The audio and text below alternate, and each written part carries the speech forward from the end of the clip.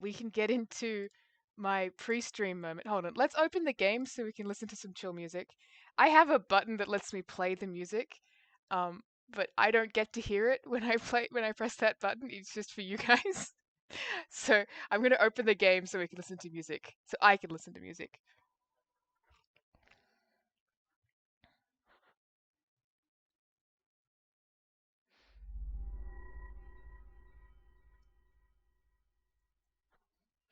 Oh, do you miss out on your own playlist in D&D? Oh no, that's so sad. Wait, now hold on, I can't hear the game. What's up with that? Okay, that's because I had my I also had my volume down really low. Audio engineering.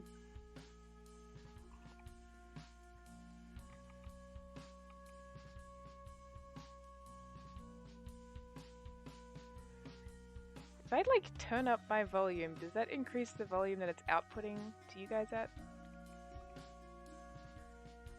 That can't be right. Whatever. So we're gonna listen to some chill beats. I'm realizing now I'm not sure how to show you my notes. I should have set this up! Why don't I know how— oh, ooh. Oh my god, I'm so sorry. No, I didn't realize you could see that. Oh, that's fucked looking.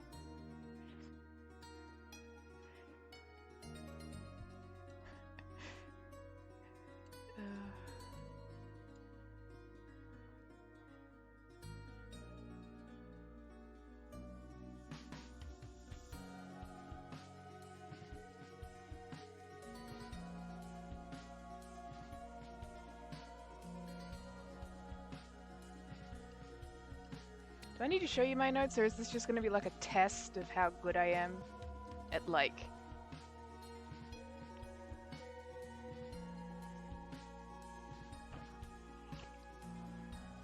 Oh, then I can window capture. Why is the text not showing up?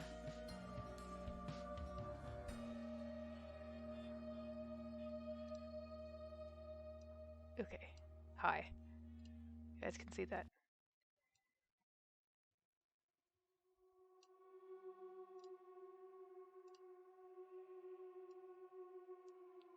Okay, here we go. Here's my Misericorde Research OneNote page.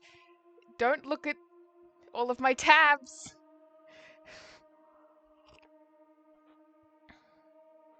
I went on a Wikipedia walk. I went on the time-honored tradition of getting, you know, normally interested in something and realizing that you have to look up 50 Wikipedia pages about it. The other day, unrelated to anything, I went on like a deep wiki dive on the concept of what— oh, I forgot what it's called.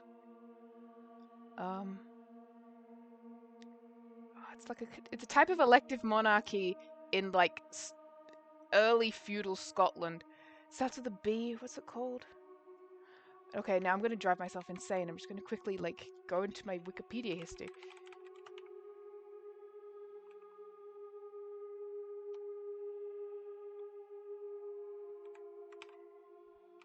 Yeah, see, my brain works great. I am so normal. I got so much sleep last night. I definitely didn't stay up all through the night.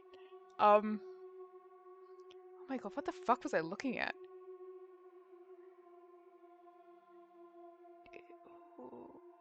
Tanistry. It doesn't start with a B. Tanistry. Yeah, that's me. The other day I went on a deep wiki dive on something, I forgot what it's called. It's called Tanistry. I'm realizing now that I've resized this window to such a degree that you can barely read the text on it.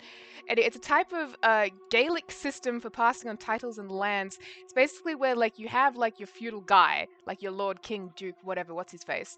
And then like his feudal underlings elect his heir. And that's the Tanist, the heir apparent. It's usually his best son. But sometimes it's his good uncle. And it's, I don't know, it ties into the clan system. It's fascinating. I don't understand it beyond that very base level. My tea today, by the way, is creme brulee. It's just a kind of black tea that has like sort of a caramelly undertone. It's really nice. I like really sweet teas for my black teas, and I don't even need to put sugar in this. So I really like it. Okay. This game, Misericorde, it takes place in the 15th century. So we're all on the same page. Specifically, the action of the game takes place in 1482. This was established with title cards, and it is being narrated by Hedwig from 1483. So about a year afterwards, I don't know month-wise, in-game, we know that Hedwig and Catherine II, the dead girl, first started like chit-chatting in October, and then Moira mentioned last week that where we're up to now is the 20-something of November, 1482. We're in autumn 1482, that's when the stuff is happening. It's being narrated from 1483. Now,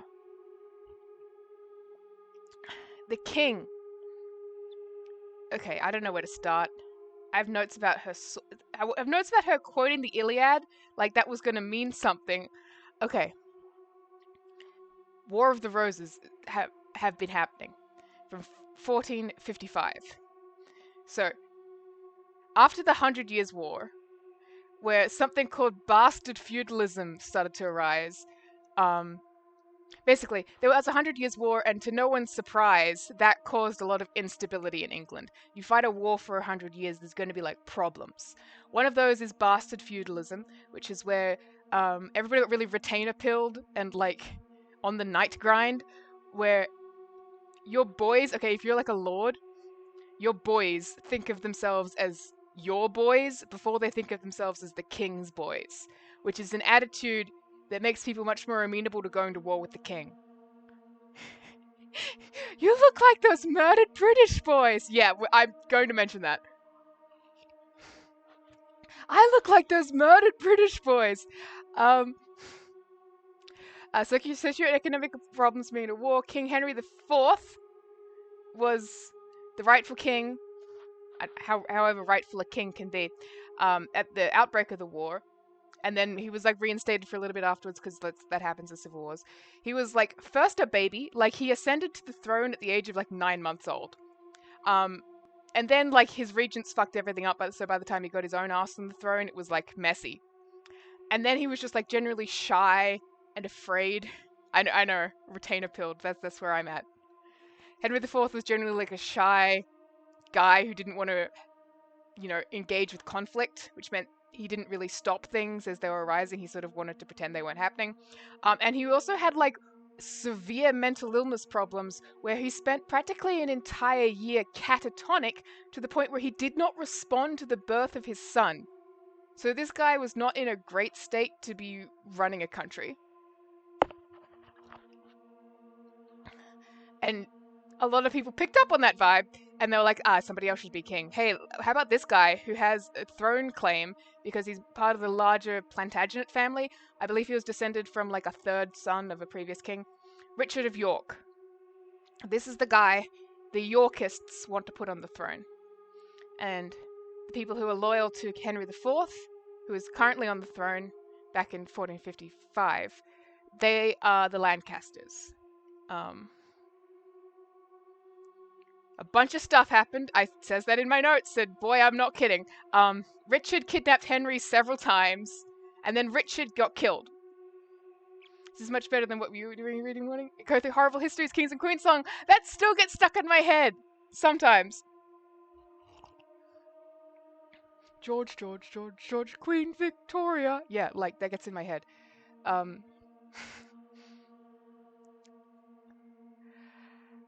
Whoa, that blanked me out. Yes, Richard of York got killed, and Henry got escaped. Henry was going through some shit. But Richard of York's son, Edward of York, managed to crown himself King Edward IV. A lot of back and forthing. Initially for like 9 years, and then, Henry was like, I'm king again for 1 year, and then Edward IV settled down to have like a 12-year chill reign. Weirdly enough, the book that I'm reading at the moment, which was a gift from a family friend, should put it in arm's length. Enjoy my belly button. Wearing one of those crop sweater things. The Library of Fragile History. I'm going to be studying a library science degree, so. It is George Will Victoria. Thank you. I forgot the Will was the guy's name and not like a domp in the music. But you're correct. Anyway, Edward IV, a York king. He ruled for 12 years. During that time, he got up to some fun king things. He was like big on being a patron of the books, the arts, the letters, the newly invented printing press, which hasn't made its way to Linbarrow yet in this story because obviously it's like a very small convent in the middle of fucking nowhere. It took a while for the printing press as a concept to get there. But King Ed IV liked it. He spent a lot of money on books, money that people thought should probably go to like feeding people. And Ed also had kind of a problem with binge eating. He was known to like gorge himself and then take emetics, which like 15th century emetics is like I don't know what's in those and I don't trust them, to make himself throw up so he could continue eating. So he had like some kind of eating disorder that was like very publicly known, and you know people didn't have a great impression of that. It probably didn't help his health at all. But he ruled for 12 years where there was like very little like active warfare or anything, which is why no one in the narration of the 1482 setting, they don't really care about the war anymore. Darcy said, "Did you know there's a war going on?" Like it was a surprise. It's something you have to be reminded of. And she said that as a way to introduce Catherine training the other nuns as like swordswomen. And the vibe that gives me is the way those two concepts are tied together, is that Catherine II was the one who explained the war to Darcy, or at least brought it back to her immediate attention. Catherine II was thinking about the War of the Roses when nobody else was, or at the very least, it wasn't at the forefront of everyone's minds. She cared about it. Now, as you may have noticed, Edward IV's reign ended in 1483, shortly after the events of the story and, like, presumably before the narration of the story.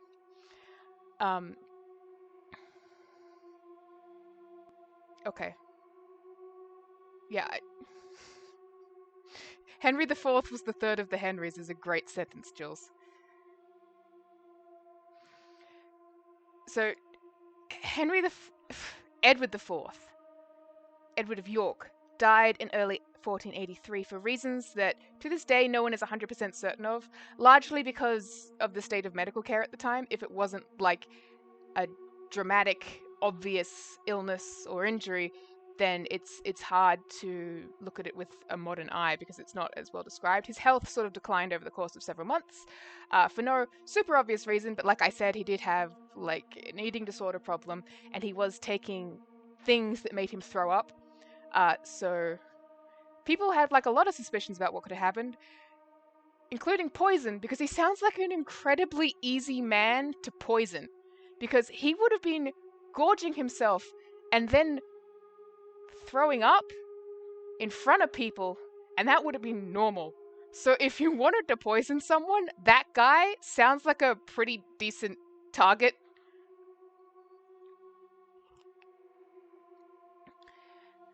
And this is, sort of like a little bit of historical ambiguity. And moments of historical ambiguity where we're not 100% sure what happened are a great sort of like in for pieces of fiction, like visual novels featuring characters who say things like, "I want to kill the bloody King of England." So I went back and I rewatched my own video on the very first Misericorde stream I did, and I watched it on 2x speed because I couldn't stand the sound of listening to my own voice, and I just wanted to get through it and remember everything I could. And I took all the details of like what happened in the prologue that sets up all the political stuff. But by the way, after Edward IV died, his heir was 12 years old, and Do you remember being 12 and how much of a huge responsibility it was being like a bus prefect? Like, this dude was not ready to rule. This little lad lasted all of 78 days as the uncrowned de jure King of England before he vanished off the face of the earth with his little brother. He and his brother were the princes in the tower, which were those murdered British boys, where they served as fashion inspirations for thousands of future weird lesbians, and they were most likely offed by their uncle, who immediately made himself King Richard III. And with Richard III's ascendancy to the throne in mid-1483, we're caught up with narrator Hedwig's king. Like, there's no one else that could be... It's...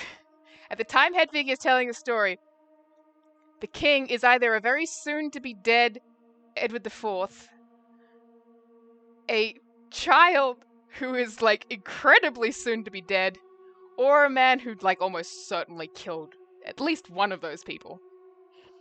De jure. De jure? Not... Oh, it's Latin, not French. Thank you. De jure. De jure. With a Y. Of course, thank you. Yeah, this is what you bust out your law degree for, and it is genuinely more use. I didn't turn on my ring light. I made eye contact with myself in my face cam, and it's like, oh my god, oh, look at how white I am.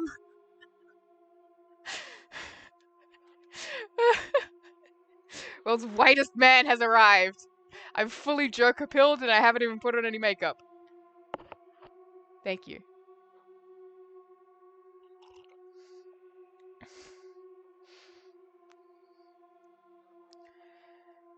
Okay, what are we up to? I'm looking at my stupid lines about, like, random Catherine information I have.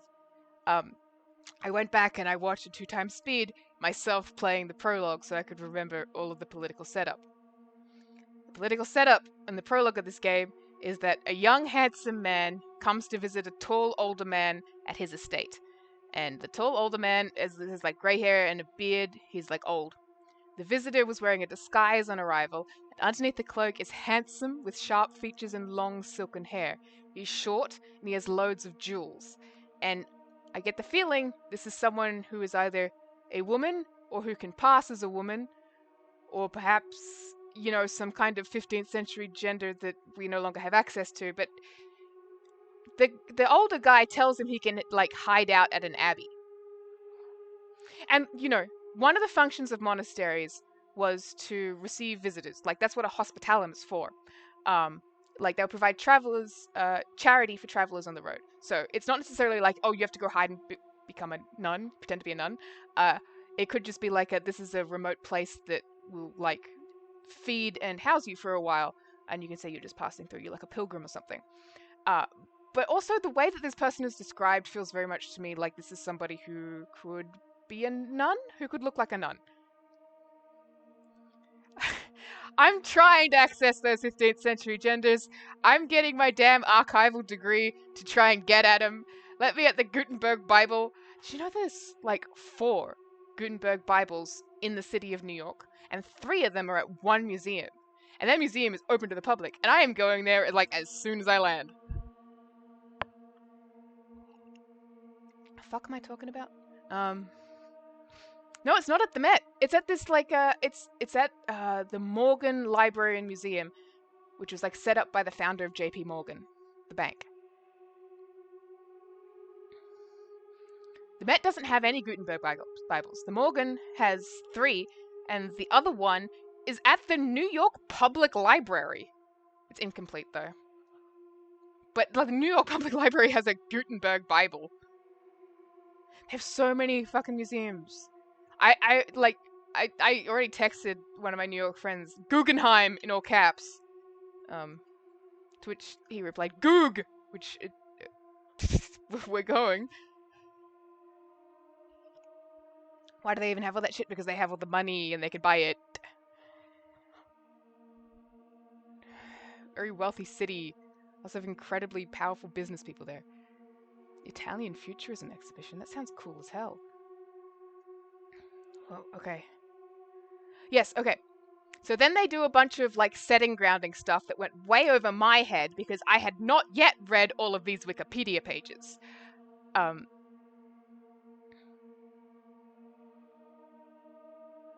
Okay.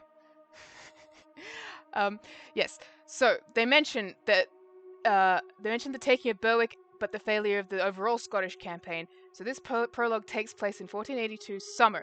It specifically mentions summer, like the oppressive, muggy British heat. So this is brand new news that the twink is giving. So the king they want to kill is definitely Edward IV, but they specifically say that they are not Lancaster loyalists, and they say oh, if the Lancaster loyalists get mixed up in all of our plans to kill the king, it could get really ugly. It might start another war about it again. We're trying to kill the king for non-partisan reasons, and they specifically go on to say that they don't like Edward IV, without mentioning his name, as a person. They say the king's habits make him a plush target, again referencing the binge eating, and probably how very easy it would be to poison someone who takes 15th century emetics for fun. They want to kill him because they don't like him. England has a jester for a king. So to me, that implies that they might be loyal to Richard of York, Edward IV's dead dad, and they might feel that Edward was a poor successor to the York claim to the throne.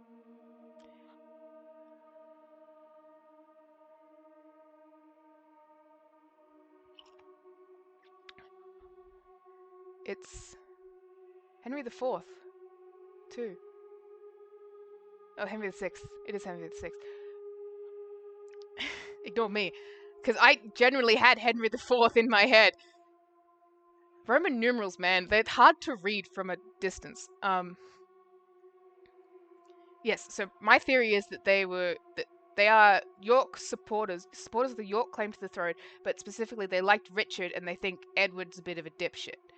And these two guys say to each other, matters of succession never settle. The guy gestures to the room around them, as we are both clearly aware. So what's up with these dudes? I don't know. That just felt like a really important line in a game about the War of the Roses that I didn't realize was the War of the Roses until part 7. But it is about the War of the Roses, and it has been since the prologue. I just can't fucking read. The old man has connections to the bishop that administers the Eucharist to Lynbarrow. That's how he knows about Lynbarrow. A bunch of old men owe each other favors. He knows about this abbey in the middle of nowhere that has sort of a reputation to being like a wide and loose women kind of abbey. And he suggested it to the twink as a place to lay low. While you were there, no one could possibly blame you for anything that happened to the king. But here is the thing. My theory that Catherine was one of these people cannot be true. Because Catherine was at the abbey Christmas of 1481. Because she gave Hedwig her Christmas dinner through the squint. And that's not a euphemism, it's an alibi.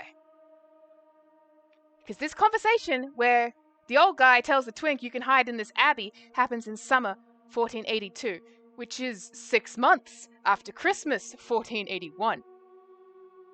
So either my galaxy brain theory is wrong, or it is correct in a way that even I don't understand. But the thing that keeps knocking on my brain is that these guys are important somehow. And them going to the abbey is important somehow. One of them going to the abbey is important somehow. Who was the most recent person to arrive at Lynbarrow? I feel like that was mentioned, oh, this is our newest oblate before Hedwig. Was it Flora? But Flora's a kid. And I think she was there since she's 14. And I don't think anyone who can pass as an adult man, can pass as a 14-year-old or a 19-year-old. I'm not sure. I feel that would be really tricky. Isn't the soup fairly new? Oh, how new is the soup? Oh, how fresh and steaming is our dear Mother Superior? That's a good fucking question, because I don't know. Because I feel like the thing is that she was transferred from a different abbey. She wasn't promoted up from the ranks of the sisters in Lynbarrow. She was transferred, I think. Anyway, Moira makes a point to mention that Catherine II was Irish, and she doesn't just say from Ireland, she says she was Irish, because this is the kind of time where you would have, English people being born and living their whole lives in Ireland, but being English culturally and acting Englishly against the Irish people they're there with. Catherine II was Irish, and Richard of York was the Lieutenant of Ireland. Is that anything? I don't know. I have a note here that says Catherine II quoted the Iliad and brought up the concept of noblesse oblige. And it's like, I don't know what that means. I don't know why I wrote that down. It felt important. Maybe I just thought it was kind of hot. Being Irish is almost a political orientation. Well, it definitely confers a level of investment in politics that some more privileged, cultural positions don't necessarily have. Yeah. But this is the time where I said Richard of York was the Lieutenant of Ireland, and Lieutenant of Ireland is a very loaded title. Anyway, the night Catherine died, Hedwig heard scratching in the walls, and the scratching continued until she was fetched from her cell. Like nightly. What's up with that? Probably has something to do with the demon sigil in the walls. We haven't even gotten into my theories on the fact that there's, demon shit happening. And my theories are, is demon shit happening? Is mental health stuff happening? Are both happening? And in the context of the story, the framework of the story, because it is presented through a medieval framework, those are the same things. What does that have to do with this gender stuff I keep vibing out? So I did all this research and I know less now. But I do know who the bloody King of England is. That's something. Also, I have a note here that James, the guy who's the fall guy, his family were killed during the war because they were mistaken for spies. They were believed to be spies. And, the brother of at least one of these people was, mistaken for spies. He didn't think they were spies. Maybe they were spies? They didn't even say what side they thought they were spying for.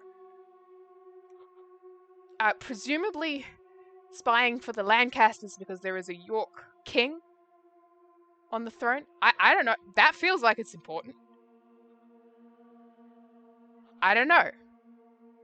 Do we want to play the game now? How long have I been streaming for? I've been streaming for half an hour. We have not played the game yet. Okay. I'm gonna tweet out an announcement that not only am I streaming, the game is starting now.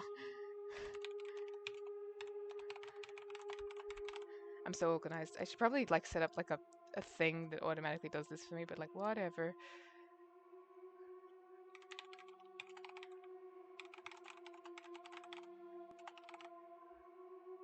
Okay. You get off the screen. Be gone with you. OneNote. Microsoft OneNote. What is... I have a tab here just called Logins. I'm glad I didn't accidentally click on that.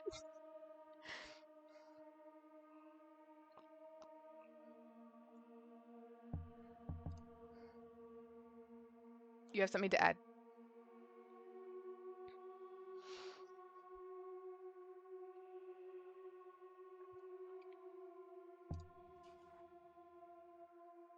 I'm just going to load up the load screen so I can look at the picture of that cat again. Because it makes me really happy every time I look at it. Margaret of Anjou was married to Henry IV.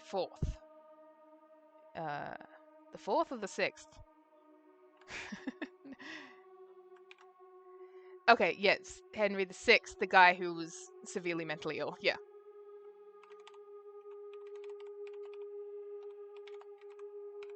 Hold on, I'm very quickly Googling her. She was married to Henry VI, the guy who was severely mentally ill. The guy we're talking about, yes. She ruled in his stead. And she gave birth to a baby that he didn't notice for several months. Yes.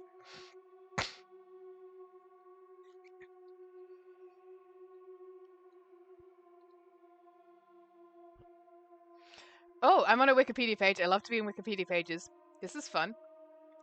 She died in 1482. Ooh. Hmm. Interesting. We're investigating a death in 1482. She went to live in France as a poor relation of the French king and she died there. Or she just sort of like left after, her husband was deposed. So, I don't know where she was. She was ransomed in 1475. Yeah, but what if she didn't? Well, what if she did die in that year, just in northern England instead of in France?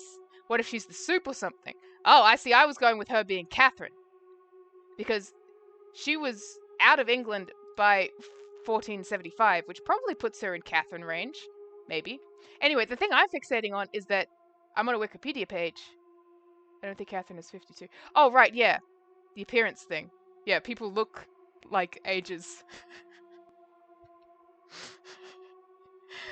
Oh, man. Yeah, no, you. People look like ages. Jesus Christ. Anyway, there's a quote here from 16th century historian Edward Hall, who describes her personality in these terms. This woman excelled all other, as well in beauty and favour as in wit and policy, and was of stomach and courage more like to a man than a woman. Which is a 15th century gender. Kind of misogynistic kind of one?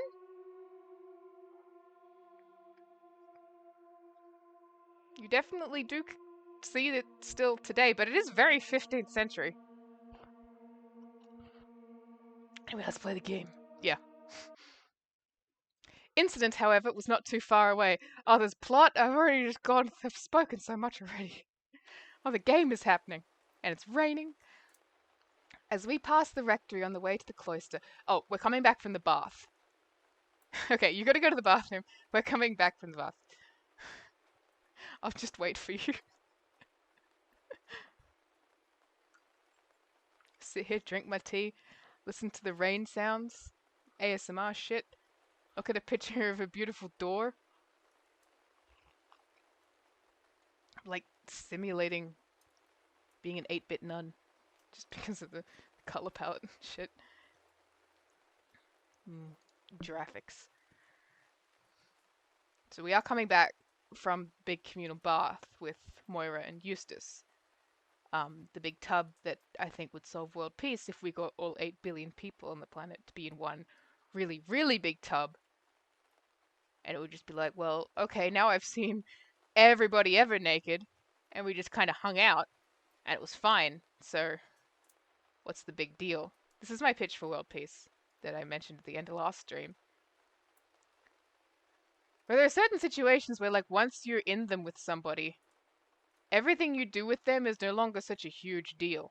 Like, it's like, oh, okay, well, I mean, I saw your dick, so this isn't gonna be as important as that. And that was, like, not really important at all. So, this is gonna be fine. And it's like a business deal or something. Or the abolition of business as a concept. You're having a meeting about that. In the big tub. Because no matter what anybody proposes for our post-capitalist society, it's not going to be as weird as the big tub where all 8 billion people in the world are in it together. So it's like open for discussion. And you were open for discussion sitting in the big tub with everybody. You can't leave me alone, man. I'm stalling. If I don't have game or friend to, like, provide input, I'm like, okay, I need to see everybody naked, and then nobody will have brain problems, and it'll be so easy to fix, like, resource allocation problems. It's like, you're worried about tariffs. You can't be worried about tariffs when you've been in a tub as with, like, right next to a convicted murderer, and also the Pope. And it's like, okay, well, whatever. We've been in the tub together. We have made human stew from the leavings of our bodies. Not in, like, a gross way. Don't pee in the 8 billion person human soup world peace giant bathtub. That's a dick move. I meant, like, sweat and, like, your dead skin cells. The stuff that makes the human soup when you get in the bathtub. People are gonna want to drink it. If we get all billion people on planet Earth into one bathtub, there's gonna be a couple people dipping below the waterline. And like little kids will do that. Like little kids will put things in their mouth that you didn't even realize were physical objects. They'll go in their mouth. But there's going to be some people who want to drink the 8 billion person world peace giant tub bathwater. And we're going to have to be cool with that because it's like, well, what's that? What harm is that doing? Probably a lot of diseases, actually. If every single human being on planet Earth is in the tub, even if they're really far away. Hi, I'm being really normal. Definitely having a really normal monologue while you're in the bathroom. Definitely not about my 8 billion person world peace bathtub idea. Or what that might taste like.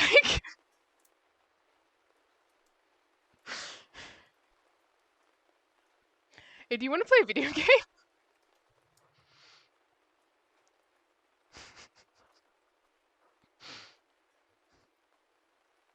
Point is that every disease that exists is gonna be in that tub. Like if it's every human person, except smallpox, which exists only in like vials in a lab. Listen, we're officially in brunch time. And if you can't handle this kind of conversation over brunch, then what are you doing with your life? Brunch is when we have the hard hitting. We should have brunch in the 8 billion person world peace tub. And then you just have like a little floating tray that comes past, and it's got like a croissant and an arrangement of little like jam preserves and stuff.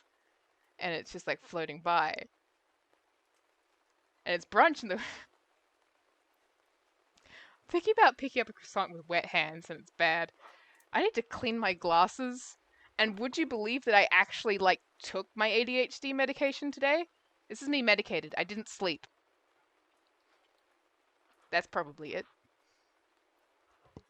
Don't worry, Jules. Whatever you're doing with your life, it's not what I'm doing with mine. Just remember that no matter how hard it gets, it's not. You're not saying these words. We're playing the video game. I have hair. Fuck. Oh my god. I'm getting so annoyed by everything. As we passed the rectory on the way to the cloister, Moira gently grabbed my wrist. Ah, Hedwig, why don't we go in here? Whatever for? Well, I have something I want to show you. In the rectory? We should go in. I was completely bewildered. The pair positioned themselves on either side of me and pushed me towards the steps up to the large wooden door. Oh no, I thought. This is it. You can get accredited through TAFE, which is like much faster than the big like information science thing I'm doing. If you're interested in that. That's what Wilson is doing. They knew I'm nosy around about Catherine's death. They were in cahoots. I love a good use of the word cahoots. They were going to have me killed. What? Hedwig? You were in the big tub with 2 nuns, and you're still anxious. There's no saving her. She was in the tub, and she still thinks she's about to be murdered when 2 people take her by the arm. Oh, it says danger. That's cute. No, I think I'd like to stay outside if it's all the same to you. Stop wriggling. Let's just go inside. It won't take a moment. No, thank you. What are you 2 doing? I'll scream. She's gonna scream? She really thinks she's being, like, mugged? I was pushed through the large wooden doors. I stumbled backwards into the room, bumping my backside into a chair that I held onto to stay upright. Gingerly, I turned around and... There's 2 options, death or threesome. Yeah. Took you long enough. A crowd was gathered around the rectory table, which itself was so laden with food I could scarcely believe it hadn't buckled. Everyone present was smiling widely, and I felt reassured, at the very least, that I was not about to be murdered in a dark room. Welcome back, Sister Hedwig. How was the village? It was a valuable experience. Don't keep saying numbers some when new nuns keep showing up. I'm glad to hear it. What is all of this? A few days ago, some of the sisters approached me with a reminder that St. Cecilia's feast day was approaching, which, if I'm not mistaken, would be the feast day closest to your date of birth. Yes? I think so. I had never had much need to track my birthdays whilst I was in Anchors. She doesn't know her birthdays! Hedwig doesn't know what she was. Bro, I need to, like, pick this woman up like a wet cat. And okay, I'm gonna stop moving my hands. I would like a warm blanket for Hedwig. Maybe a calendar. Christmas was my mental marker for the passage of time. Although, once I thought about it, I did remember receiving a more handsomely prepared meal once every autumn for a few years when I was still a child in my cell.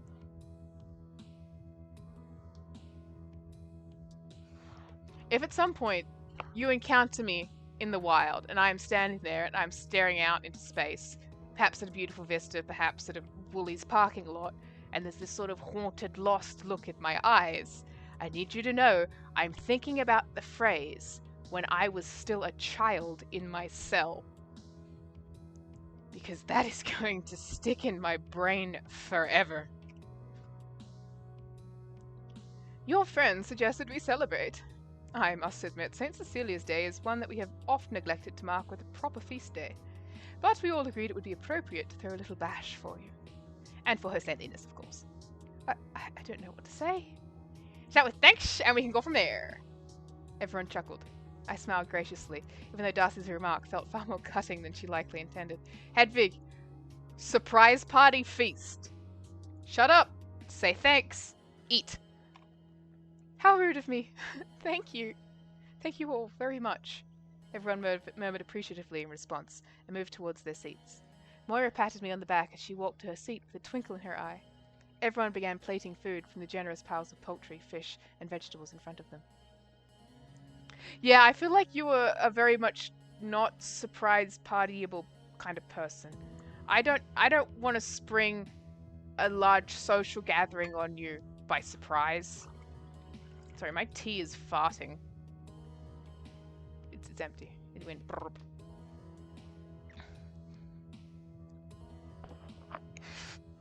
You will have the Hedwig reaction, yeah. That's fair. You deserve prep time. Yeah.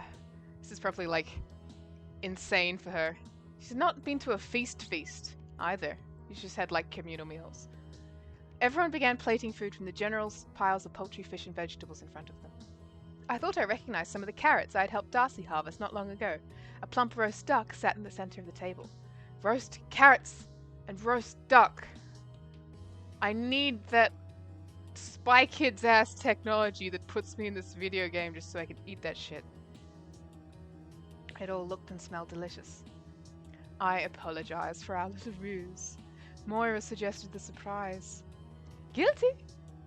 Everyone here contributed a little, however. Isn't that right? I do believe it was my general idea at first, if we're collecting accolades. But yes, I remember the feast day. Darcy somehow found the time to direct the preparation of this meal and bake those wonderful fritters of hers to take to the village. Speaking of, did any of those make it back? Oh, no, we gave everything away. Definitely didn't get dumped on by wastewater from a third-story building, like a cartoon. A shame. But not a surprise. I'm sure the town couldn't get enough of them. We all helped in the kitchen, too. Ah, I was distracted for a moment. Yes, Margaret, Adela, and Flora all graciously helped prepare the meal while you were in the baths. Which, let us not forget, I had drawn beforehand. That wasn't a spontaneous suggestion on Moira's part? This is also elaborate. How long were they in the baths? Good question, because Hedwig was doing pussy maths about, like, how much nakedness she had to see. She was doing, like, algebra of, like, okay, if I close my eyes while you do that, and then you close your eyes, Hedwig, Eustace take off your glasses, and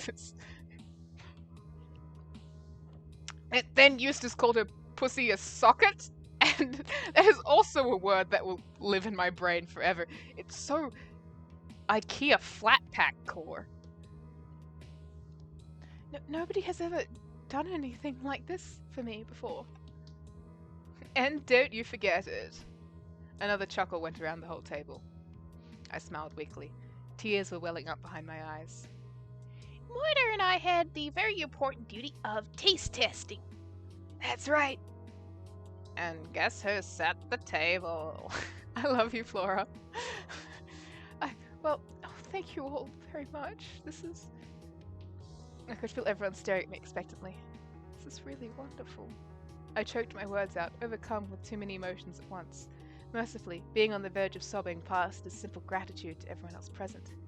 I was thankful, but I was also confused, anxious, hurt, terrified, as I imagined too many things at once. Yeah, she got surprised by the social situation, after she had already been through, like, several really awful social situations.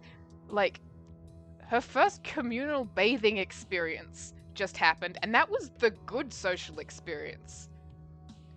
I did not deserve any of this. I was not anyone's friend. I was a liar and a sneak. A dog set loose in the coop to root out a fox. I gawked across the table at the superior, who smiled back at me. I found it incredible that nobody got caught in the puppet strings connecting her and I as they reached between us for food. And as it's St. Cecilia's feast day, I will be performing a little composition of mine in the chapel after our meal concludes. She's got that funny little organ thing. You know, the thing that Margaret and Catherine, like, broke so she wouldn't play it. If anyone would like to join me for a rehearsal beforehand, I would appreciate the assistance. Margaret? Catherine?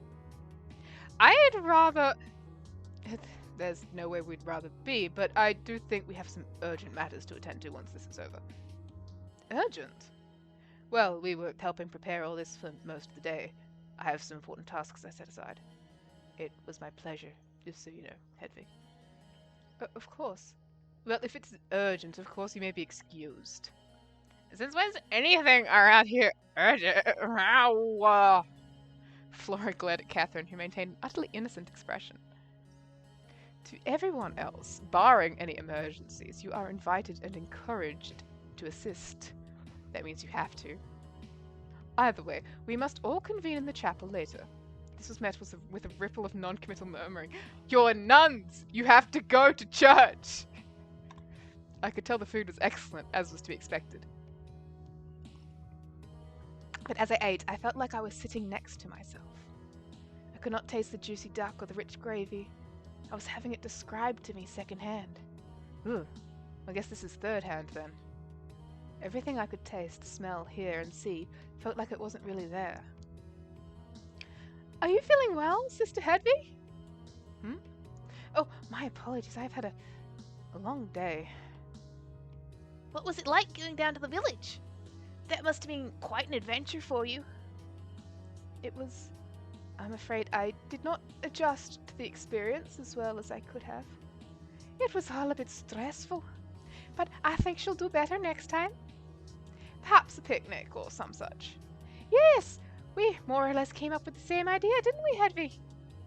That's right. Wonderful news.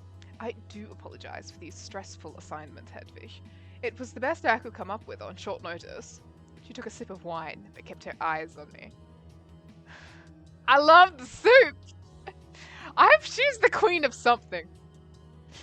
Well, I suppose it was all worth it for this. I hear her. Although I'm not sure.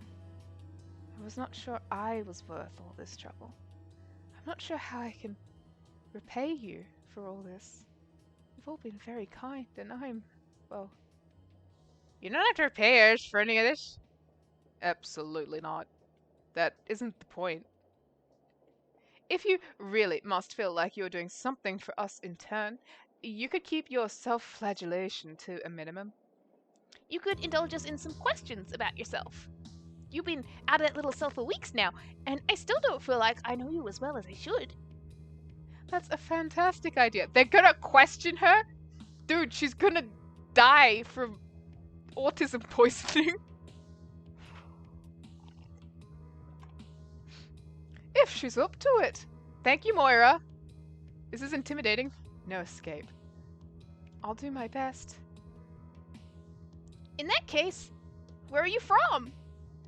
Germany is where I was born, but I don't remember anything about it. I suppose you could say I'm from here? You do not remember anything about where you were born? There's very little I can recall about my life before I took my oaths, I'm afraid. Is there anything at all you can remember? Any particular places? Your parents? Ooh, ooh. I'm like afraid to click the enter key to see what comes up next. This is... Ooh. No. I don't have any recollections of my mother or father. I'm sorry. Crumbs, there's no need to apologize.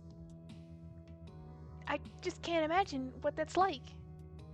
Don't listen to her, Sister Hedwig. That sounds positively blissful. A Hedwig von Limbarrow. I love you, Flora. Oh, I love you, Flora. She's so cute. My little baby sister. I do remember one thing. I think. It's hard to know, in fact, if it's a memory at all. But it is, at the very least, something I know I could never have picked up in my cell. Everyone leaned forward slightly. I remember the smell of the ocean. That's all. For the most part. There are little bits and pieces I associate with that smell if I try my hardest to recall, but nothing substantial. I was just about to say, the smell of the ocean is one of my strongest memories as well. Yeah, Dilla's from Spain. It would have been like a long boat trip to get to northern England. I mean, regardless of whatever port she put into first, like, it's a long boat trip. 15th century boat on the open Atlantic Ocean. Nuh-uh. You and I have more in common than I expected, Sister Hedwig. Can you speak any other languages? I don't think so. My grasp of our own language leaves much to be desired. I'm not sure a second one would find purchase in my head. Don't you speak Latin? Perhaps you could forget a few phrases like find a purchase to make room. Catherine. I remember the saltiness of the sea, and if might have gone up through France and across the Channel. That's true, but that might have been dangerous coming from Spain in the 15th century into France. Like, that wasn't a great border. Yeah, depends on when. And I guess if you were like coming up through like an established merchant like caravan of people, like there were open avenues. I guess you have to pick which is more dangerous, which is that new expansion pack for Crusader Kings 3, which I'm like really enjoying. You get to like map out how you go to places, and it's always much less dangerous to just go on the ocean. Yeah, exactly. I remember the saltiness of the sea, and if I try hard enough, I think I could describe the sound of waves. But beyond that, my earliest memories are, well, the Office of the Dead. Oh! How beautiful. Bit morbid for a first memory. I don't find it morbid. It's a very comforting memory, actually. The bishop read it for you, I presume. I would have liked to have witnessed that. It was before my time. 20 years ago, I had just taken my vows at Burngrove. You're right. The Superior. She like came up through Burngrove and then transferred to Linbarrow to be the Superior. 20 years ago. She could just be lying. I'm obsessed with your theory that Soup is the former Queen of England. That would rule. Yes. All in all, I remember it being quite a moving ceremony. That's lovely. I'm glad it's a positive memory for you. After that, it mostly becomes a blur. Not in a bad way, it's more like the rest of my life, up until very recently, was one long meditation. Things tend to move faster and slower all at once in a small place, don't they? No. Time is the same always, I think. That makes a fair bit of sense to me, actually. It certainly describes how I felt after moving here. Which reminds me, how are my old stomping grounds, Hedwig? Did anyone mention me? She shot me an oddly piercing look. I love how I could, like, sense you going on Wikipedia. I was like, no, I must transfer all my need to Google things to Jules and she can do it for me. Anyway, yes, Catherine gossip. This incredibly tense secret-keeping relationship between them.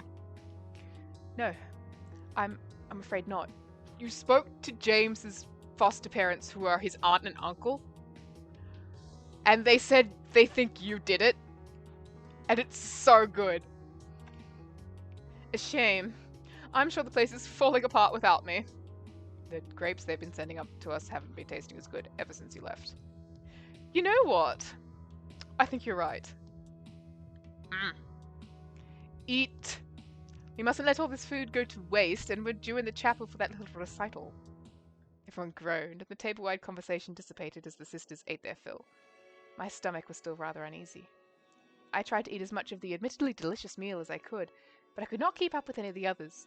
Yeah, I feel like Hedwig would have, like, a naturally, like, limited appetite, because she has a naturally limited...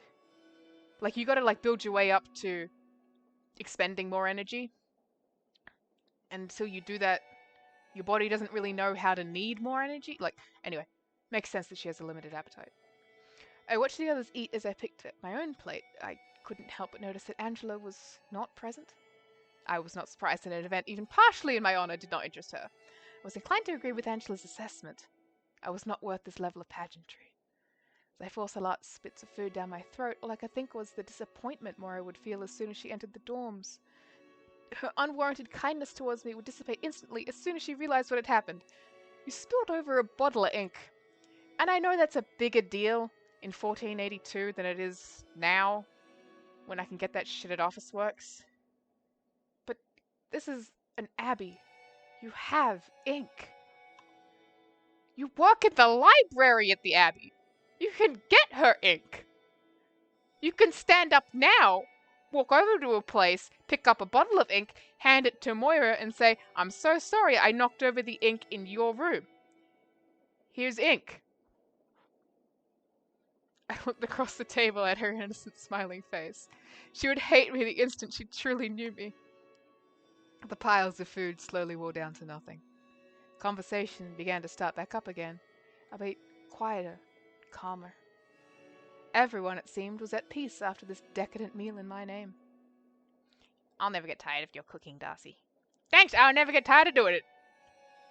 Thank goodness for that. Really good work, Darcy. Everyone chimed in with murmured agreement, even Flora, who looked uncharacteristically content. It was a lovely meal, Darcy. Thank you, everyone. If you would all excuse me, I must go and prepare for the recital while this gets cleaned up. Would you assist me, Hedwig? Yes, Superior. On her own feast day. What did she do to deserve this? More than Catherine could know. I don't mind. In truth, I couldn't wait to be free of the crowded rectory, if only for a few minutes. I gave the sisters a polite bow of my head and followed the Superior out of the room. The rain had just ceased as our meal had concluded. We walked briskly along the path between the rectory and the chapel. The evening air was cool and pleasant after the rain, although the dark clouds were still threatening above us. The Superior seemed oddly tense as we approached the large doors.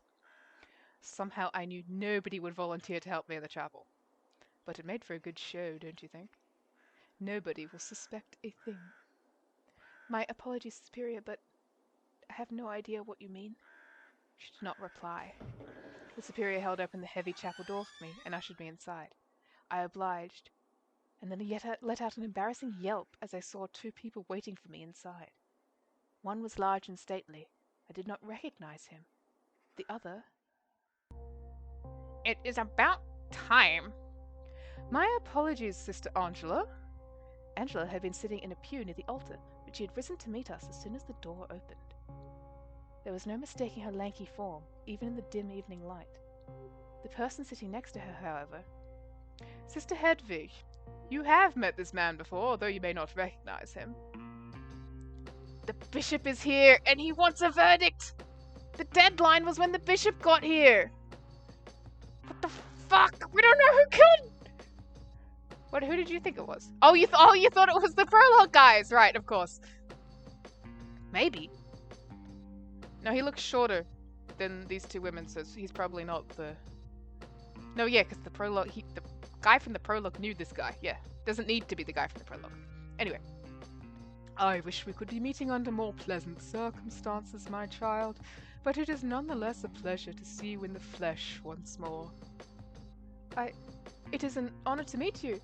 Again, Mr. This is His Excellency Richard Bell, the Bishop of Carlisle. Oh my goodness, my apologies, Your Grace. The portly man gently waved away my apology. Worry not. I have met no one else in a situation as unique as yours. I realize this all must be very strange to you. He knows. Yes. I briefed both him and Angela on the extent of our investigation this afternoon. Now Angela knows! Ooh. I wonder, is that going to change her attitude towards Hedwig? Because Angela, really had it out for Hedwig, because she thought Hedwig was being brought out to become the new Mother Superior, when Angela wanted to become Mother Superior, because she's the Prioress, which is second in charge. She's like, obviously, I'm supposed to be first in charge. Next, who's this new chick? And now she knows why the new chick is here. Is she gonna be, a little less of a bitch? She's a bitch to everyone, but is she gonna, reflect a little bit? Nobody in this game reflects. I could not believe it. I gawped at Angela, who made a point of looking straight past me. My travels brought me here a little earlier than expected. Such a tragic situation. I felt I should be more present than my usual monthly visit for the sacrament allows. I will be here for just over a week to offer counsel to the grieving. And our investigations shall continue apace. The man sighed heavily. I appreciate your diligence, but it sounds to me as if you are staring the answer in the face and refusing to believe it. I do not think it's that simple. I believe, as does Hedwig, after her own extensive research, that James Foreman is innocent. Which would mean one of your charges is a murderer. How could you even entertain such a ghastly idea? Call it one of my hunches. Have I been wrong before? Mabel. Ah, the Sip's name is Mabel! Oh, that's such a sweet name. I love the name Mabel. Mabel. Mabel. Mabel. Come now. Have I? What have your other hunches been? I told you that I had a bad feeling about building a clock tower onto the side of the chapel. It was a foolish idea. And lo and behold, it fell down not a month into construction. A lucky guess. Or a basic understanding of the landscape on which she lives. I feel like you're on the top of a mountain hill. Towers, heavy. Precarious. I feel like that patch of land is not going to support a tower. It's not a lucky guess, it's just knowing shit.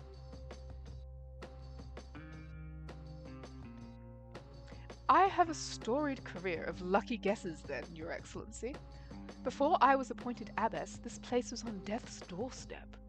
I have cultivated and pruned it into a garden. A simple one, perhaps, but a garden nonetheless. I do not mean to insult you, Mabel.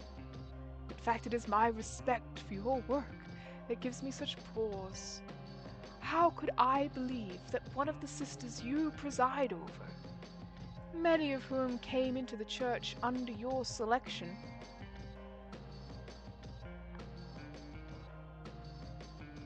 is the Soup the mastermind,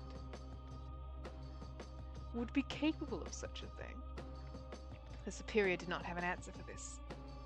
I recall that I could hear her teeth grinding in the ensuing silence. I do applaud your ingenuity in recognizing that Hedwig here would be an impartial observer, but it seems to me this whole situation has gotten out of hand. Please forgive this hypothetical, dear sister, but why is Angela a part of this trusted circle now? I would like to note that I too believe James Foreman is guilty. I am just entertaining your superior's logic for a moment, if you will allow me. Of course. Well, Mabel, Hedwig, I understand, but what places Angela above suspicion? Sister Angela is my prior. It would be impossible, as well as unethical, for me to continue to keep this investigation from her. She found James and accused him to begin with. So that's a big suspicious mark, then. If she's like, hey, found a scapegoat, it's like, hey, why are you looking for scapegoats? What were you doing at the Devil's Sacrament? Bitch. I should like to put her belief through its pace. She is to be your successor. Indeed. And while I disagree with her position on Mr. Foreman's alleged crime, I love and respect her. I would like this to be a learning experience for her.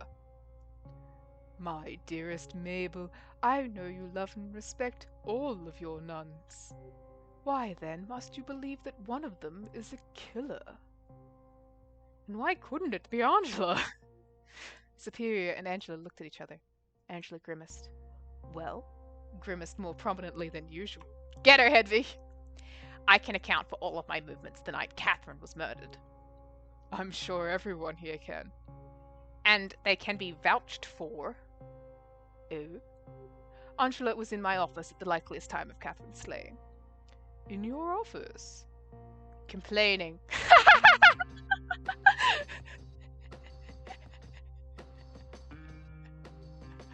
Oh, that's so funny to me. Oh, that's so good. I love that. I was vigorously arguing against the misapplication of yet more of the Abbey's funds, and requesting action be taken against some of our sisters' poor behavior. There might have been more items on my list. It is my responsibility as prior to check the superior when I sense things are wrong. Nobody could possibly overlook your diligence. You mean to tell me that her alibi is that she was arguing with you long enough to be sure she was not involved? Forgive me, but that sounds rather unbelievable. You have not spent all of these days with these women. They argue like crazy. It's great. The superior and I exchanged a glance. Angela looked away and exhaled sharply. It's true. What if Angela was keeping the suit distracted? That's a good one. I like that. Murder on the Orient Express. They all did it somehow. Although why, that wouldn't make any sense because they all seem to really genuinely miss Catherine. All eyes turned to me. As ludicrous as this story sounded, I thought back to my conversations with the superior in her office. Those walls and that door were thick. As angry as it made me to imagine Catherine's death being overlooked by the Abbey's authority simply because they were bickering. It was all too plausible. That is believable, actually. My goodness. I will do my best to stay on your good side, Sister Angela. I will keep that in mind, Your Excellency. Why didn't you tell me this before, either of you? I had hoped to inform you last night, as it happens. I thought back to the events of the previous evening. Angela had indeed said something to me before leaving the Misericorde. Yo, that crazy Misericorde night was just last night in the events of the game. That's insane. That was like 4 streams ago. Rather, before she was practically chased out by Catherine. My understanding of these events suddenly felt a little clearer. Certainly explained why Catherine bristled so much at Angela's presence. Did Catherine perhaps detect an ulterior motive in Angela? The same motive that so far nobody had detected in me? I made the decision very recently. The day before yesterday, in fact. It has been conspicuous enough to have you emerge from your cell and start poking around into these horrific events. 2 of you at once would have been a touch obvious, I think. I would have refused to do it. And now? Now it would seem that I have no choice, Your Excellency. We are in a strange situation, to be sure. But I think, between us, we can make sure justice is done. I will stay out of your way. I do not wish to involve myself in any investigation. feels rather wrong for me to be anything but an impartial visitor. Of course. However, if anything suspicious is told to you throughout the course of your counseling... Suspicious? Where would the line be? They're talking about snitching during confession, which is like... The whole point of confession is that the priest does not snitch. But if the priest is also the judge, your theocratic rule is like bad, man.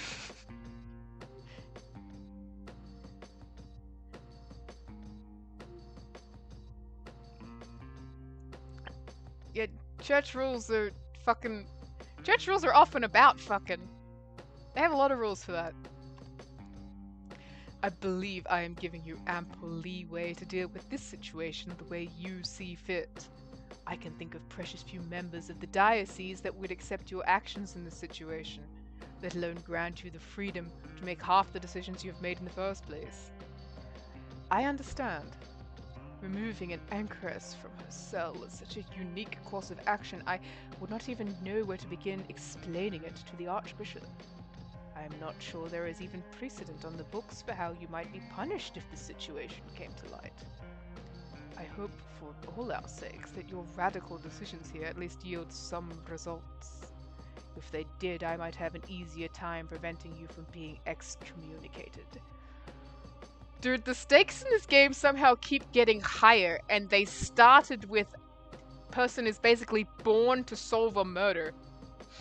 He said the E word, he's like, I'm going to ruin every one of you bitches' life so completely that you go to hell about it. Like, fuck.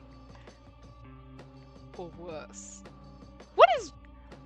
Oh, I guess, like, they excommunicate you and execute you. I was like, what the hell can the Catholic Church do that's worse than excommunication under their own framework of ideology? And it's excommunicate you and then send you directly to hell, like right there. Kill the worst expelled. I felt a lump building in my throat.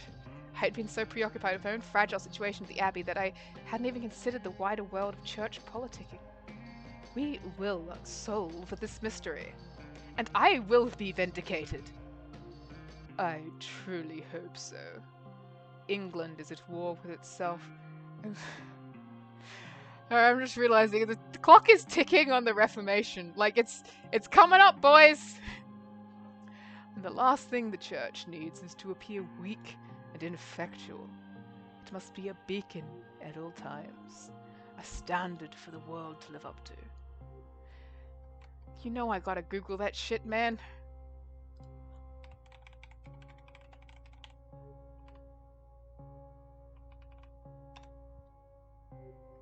Uh... 16th century. Oh, the 95 Theses was 1517. That's only like 30 years from the action. Like, the tensions are building. Like, it's coming up. The seeds are being sown. The printing press has been invented. We will not fail. Very well. There was a moment of silence as we all collected ourselves. The superior looked grimmer than I had ever seen her. She breathed deeply and seemed to stare right through the bishop, who was offering Angela and I an apologetic smile. Nobody spoke. There was little else to add, I suppose. The bishop turned to the superior, his mood suddenly cheerful. I understand that you are performing in a moment. It would be an honor to attend. Yes, of course. She snapped out of her dark expression. She has the same expression. We have just had a feast day for Saint Cecilia, and I shall be performing a short composition in her honor. How delightful. Angela and Hedwig, I would like you two to meet with me in my office once we are done here. I would like you two to share your... Oh, hello. Am I still too early? No. Come in, take a seat. Catherine's smile evaporated when she saw Angela and I standing together.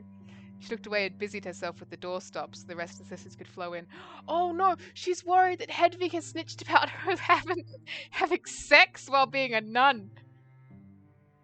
You and Dairy Girl, so that prefect girl keeps singing really badly. Yeah, it's gonna be that. But instead of singing, she's got like a funky little organ thing. And it's gonna sound like that. Because Angela keeps bothering Catherine about her door being broken, and she can hear it like creaking in the night. And she's like, she thinks that Catherine has a cat in there. Flora has a cat that she's looking after. Catherine has a man that she'd been sneaking into her room. And so Catherine is like really worried about Angela, and now Hedwig is just like in vicinity of Angela while knowing the secret. And the webs of entanglements. Oh, it's so good. A good video game. Mwah. She looked away and busied herself with the doorstop so the rest of the sisters could flow in. Everyone else trickled in behind her. I noticed Margaret hanging back to whisper something to Catherine, who reacted to whatever Margaret had told her with an expression of bewilderment. She shook her head and shrugged. Margaret looked oddly panicked, but whatever Catherine meant with that gesture seemed to put her mildly at ease. She was about to turn away when her eyes met with mine. I whirled away, hoping she did not feel as if I had been spying on her. Look, you're just looking at people. You're in the same room as them, you look at people. The gaggle of nuns that had entered the chapel was haphazardly morphing into an orderly line to greet the bishop, who was standing near the front of the room. He had put on a hat in the intervening moments and looked much grander all of a sudden. Be nice to him. Go up, thou bald one! Oh! Behind him, the superior fiddled with the portative organ. People were bowing to the bishop and kissing his ring gently. I realized that I had failed to properly greet him in this manner when I first entered the room, and quickly joined the line. How far gone was I to forget how to address my betters? Well, you didn't even know he was a bishop at first. And then you got, jump scared by the fact that he had seen you before, because he is the one who had performed the Office of the Dead, I guess when her parents died? It had only been a few short weeks since I had left my cell, after all. I was standing behind Catherine in line. She might have been... She copied a lot of things. That might have included... I know, it's so sad.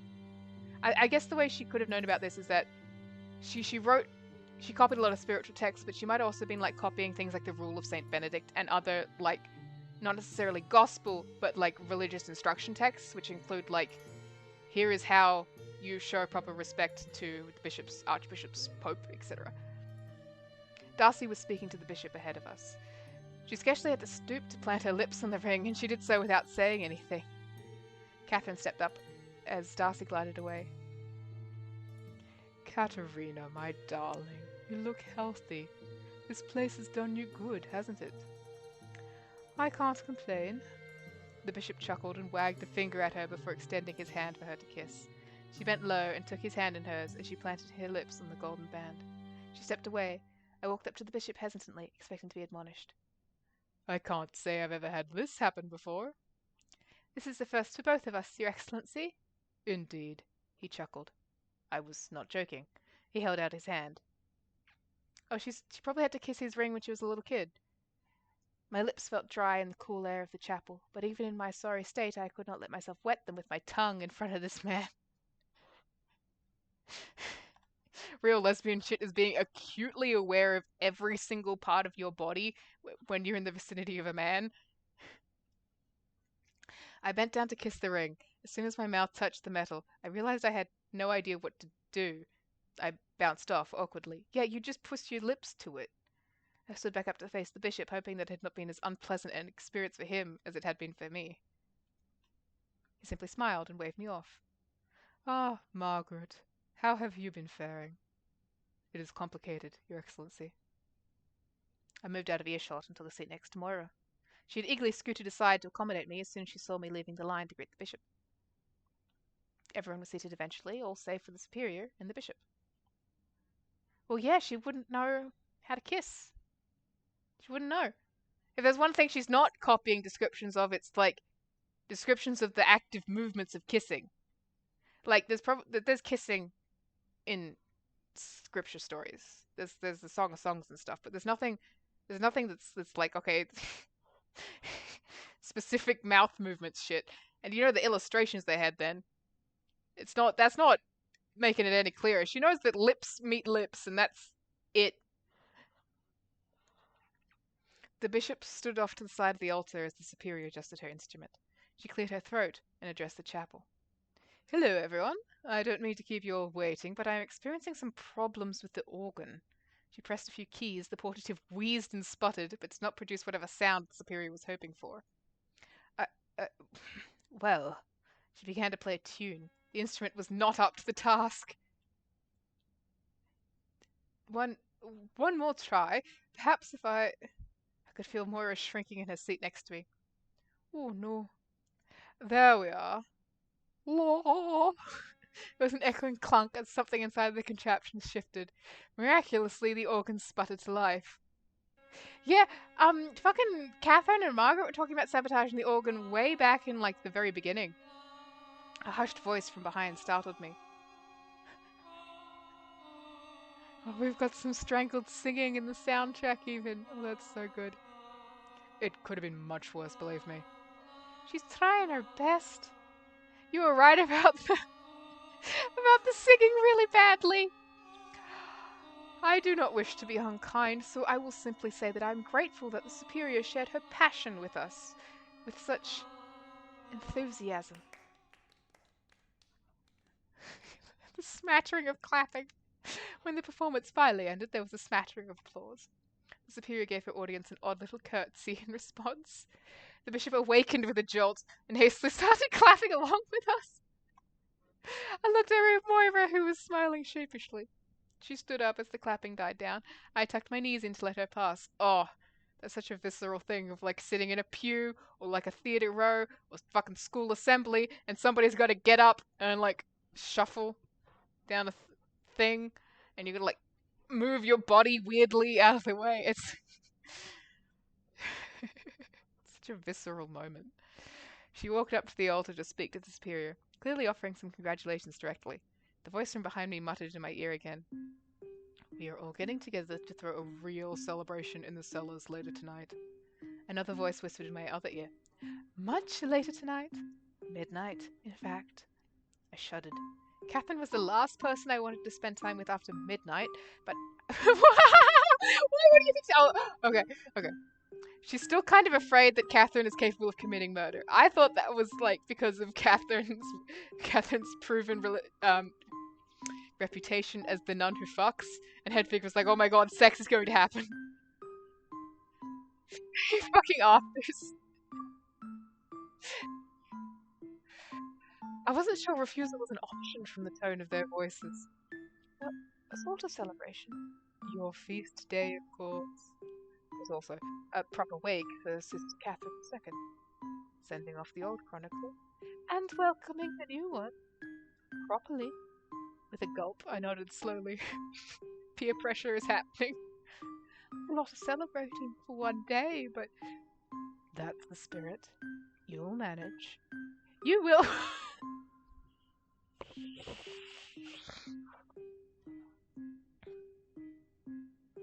I'm a grown man.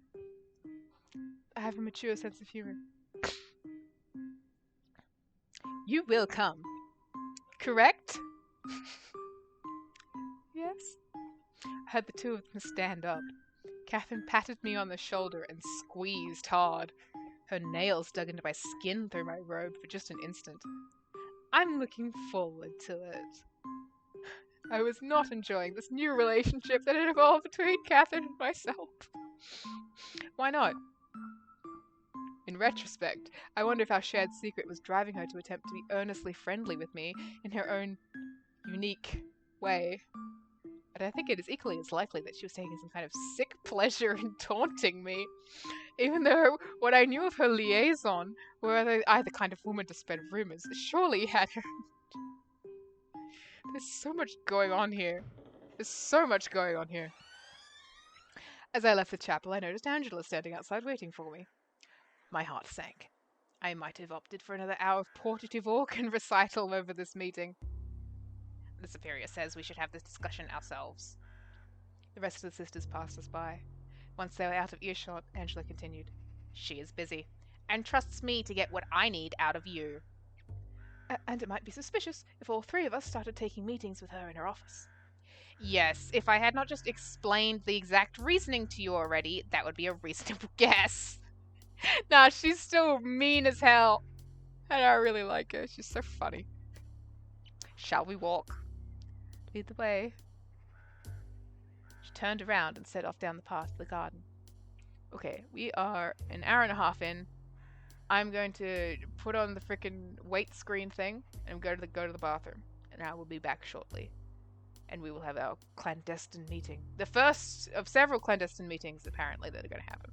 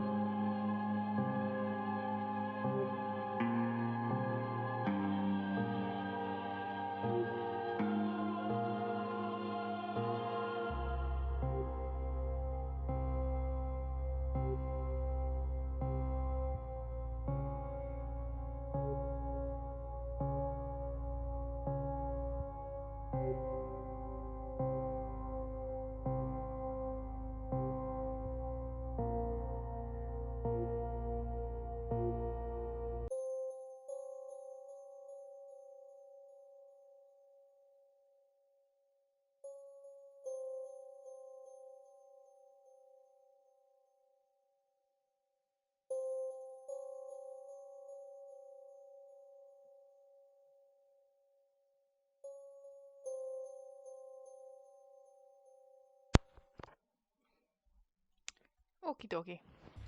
Here we are back again. Back in the garden. Back for our secret rendezvous. Our mildly secret rendezvous. She turned around and set off down the path to the garden. Tell me what you know. There's really not much to tell yet. You've had almost 3 weeks. What have you been doing? I've had to adjust to a new life, and I've been doing my utmost to not raise suspicions. I must confess I do not understand why it has taken you so long to adjust, as you put it. Come on, Angela, she was basically just born. You emerged from the hole to the worldly world. The way the Superior told it to me, you positively jumped at the chance to leave your cell. That is not true. She is not the most empathetic person. No. She turned to me, incredulous. Really now? I was practically forced out. I would have much rather stayed. Why would I willingly break such a sacred vow? One that I held for almost 20 years. It's true that I was moved by the Superior's cause, but if there was a way I could have helped without leaving my cell, I would have chosen it. I imagined an alternate path, one where I maintained my life as anchoress, while the Superior brought me information to judge impartially. I became very angry with myself. Okay, well, the thing is, the Superior took you out there because she couldn't gather information because nobody wants to talk to her because she's everyone's boss, mother, lady. Like, nobody's telling her secrets. They tell secrets to the weirdo who just got, like, brain-born. If I had fought for myself, perhaps I could have solved this ghastly crime and not had my life's work thrown away. She wants to Zoom commute to solving a 15th century murder. It's not going to happen, Hedwig. Interesting. Do you believe me? I can certainly see the Superior glossing over some details in her zeal. Oh, that's a new Angela sprite. Oh, she looks genuinely like... Okay, I'll shut up, kind of like a I was wrong kind of face. She had already unlocked my door by the time I had a chance to protest. That does sound like her. Impulsive. Bullheaded. No wonder she has such a fascination with Catherine's death.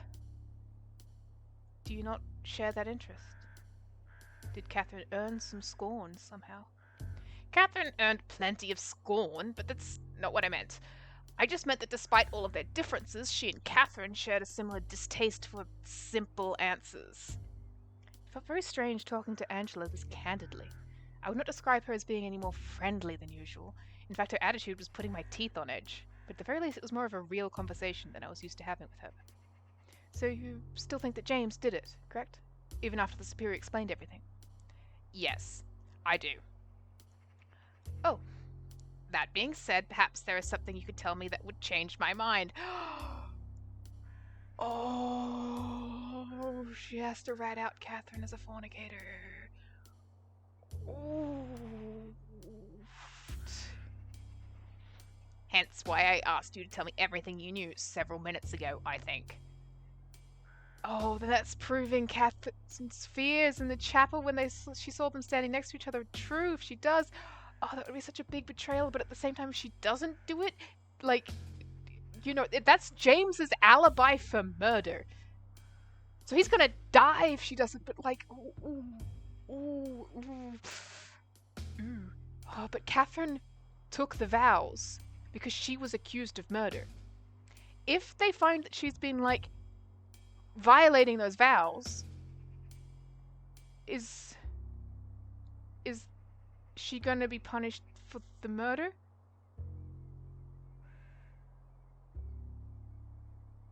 Fucking hell. Oh, well, I wouldn't know where to begin. Yeah, me neither, Hedwig.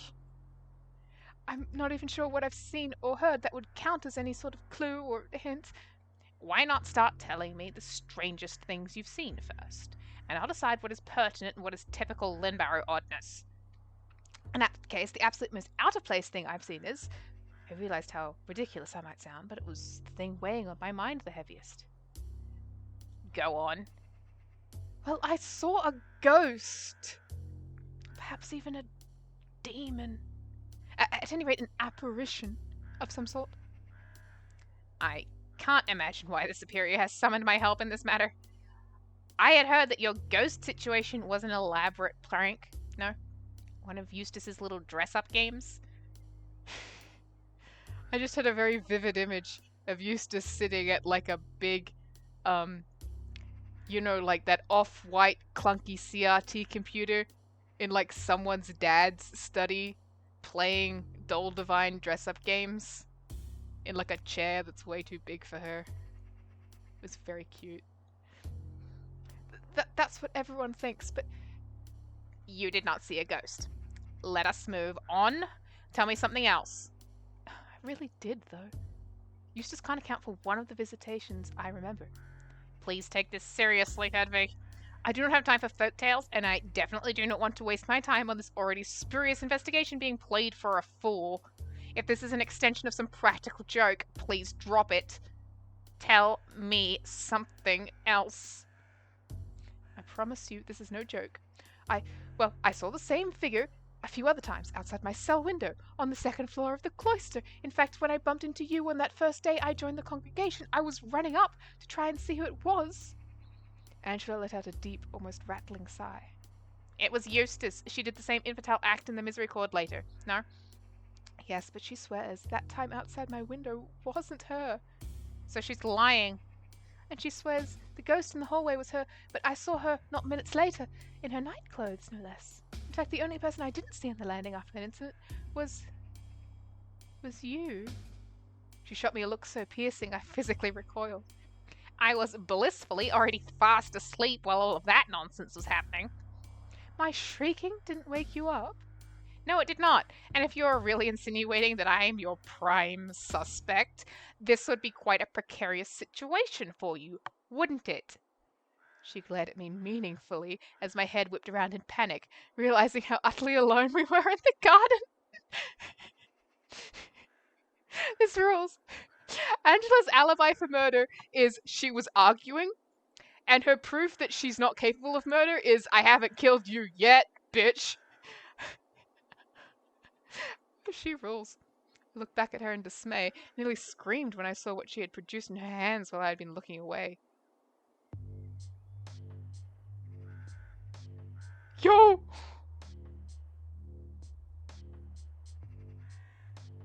Yo, this is my new desktop background! She's got a knife, and I know exactly what kind of knife it is, because that knife is the name of the game. If I were a murderer who felt you were on my trail, I could have punctured your neck silently whenever I liked, as soon as we passed behind the hedgerows. She idly held the knife out and pressed the flat side of the blade under my chin, tilting my head upwards to forcibly meet her gaze. Oh my god. Dude, it's happening. We stayed locked like that for just a moment before she finally retracted her hand. I carried this for self-defense. Some joke. I thought it was rather amusing. She twirled the little dagger in her hands idly.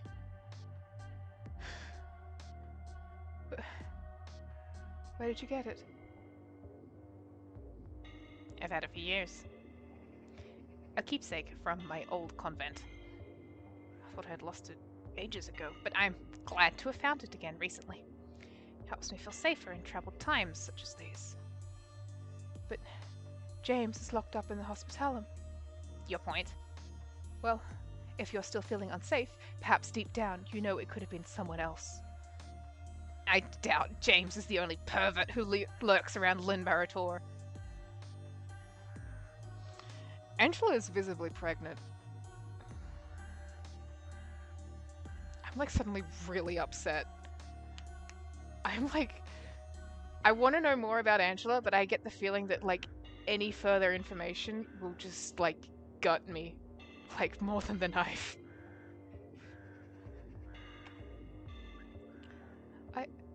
I see. Is that why you've agreed to help the Superior then? You think there's someone else out there? Possibly. Her eyes narrowed. My tone was incredulous, at least as incredulous as I could sound while as nervous as I was, and she could see it. She let out a short, sharp sigh, and then took a step closer towards me. I had always been wary of Angela, but I had assumed she was personally unpleasant, shall we say, at the very worst. This outright malice she radiated, twirling a dagger between her fingers, was repellent to me. What will you do when we find who really killed Catherine? Let me be perfectly clear. I firmly believe I have already found the man who really killed Catherine.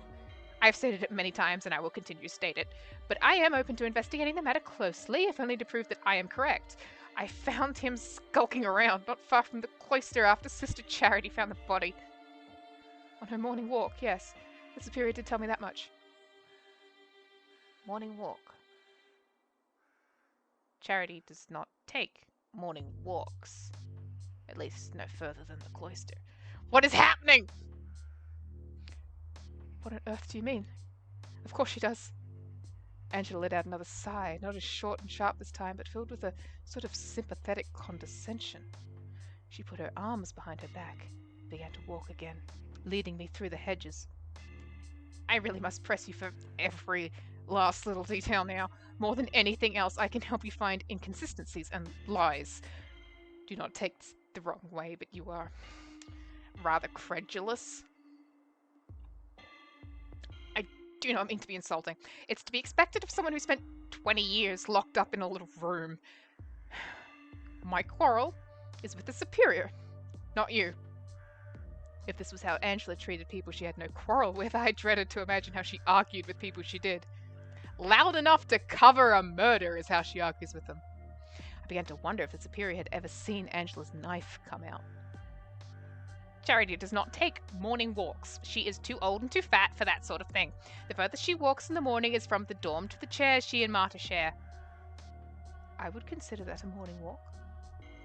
It is a walk in the morning, I suppose, but I do not think that is the image meant to be conjured by that phrasing. Charity would very much like the superior or whoever she tells her story to believe that she exercises rigorously. This has absolutely nothing to do with Catherine's murder. No, it doesn't. But I think it makes for a good object lesson. People lie. Constantly. It is practically a reflex for most of the women here. Has Catherine recounted her story to you? I very quickly tried to remember exactly what I could say to Angela in response without angering Catherine. I was making too many enemies. She told me that she was forced out of Lynbarrow village because of politics or some such. Not a lie, but certainly an obfuscation. Catherine was accused of murdering her husband. I did my best to feign surprise. My goodness. Did she really do it? In truth, I don't believe so, but she doesn't like to talk about it either way. I imagine it must be very hurtful to discuss, especially if it was a false accusation. Yes, which is why I relented finally after arguing with the superior for long enough. As sure as I am that James is the culprit, I must admit the prospect of being wrong haunts me. I spoke to James. He's in a lot of pain. Similar pain, I think. We had completed a loop of the garden. Angela doubled back, and I followed. Neither of us spoke as we made our way back between the flower bushes. Angela appeared deep in thought, and I was hopeful that I could find an excuse to take my leave as soon as possible. However, she finally stopped and began to recount the facts that she had organized in her head as we walked. I was stuck listening. Charity found Catherine in the cloister, beheaded next to the murder weapon. She alerted the superior, whose office I was in at the time, as we had spent the whole night arguing about the various issues around the Abbey. When I left the office, I ran into Eustace coming up from the cellars and told her to rouse the rest of the sisters and search the west side. I myself immediately began a search of the grounds east of the cloister, while the superior comforted Charity. I found James skulking away from the Abbey, and Darcy discovered his bloody cloak not far from his cart. That is the story as meticulously detailed as I can tell it. Now, have you heard or seen anything that contradicts these events or casts new light upon them? I had to take a minute to rack my mind. I began to realize how little real investigating I had done. I suppose the mysterious figure doesn't count. It does not! Then James claims he was not wearing his cloak when he delivered the mail that morning. That's something, surely? And you said Darcy found his cloak on the west side of the Abbey. I see what you're getting at. James was found on the east side, but his cloak was on the other end of the Abbey by the front entrance. Yes, surely this proves he's telling the truth. I remember it being particularly windy that day, as it often is here on the mountain. It's possible his cloak simply came loose as he attempted to make his escape. I suppose that is possible. However, it is also possible it did not. Therefore, we must find a way to reconcile this discrepancy one way or the other. I love Angela. I love her. She's like really unpleasant, but she's like fascinating, and she wants to be Sherlock Holmes so bad. She wants to be more than Sherlock Holmes, man. She's outstripping that dude. She's like on some propositional logic shit. There's like algebra going on in her brain. I love her. Did James tell you anything that might help?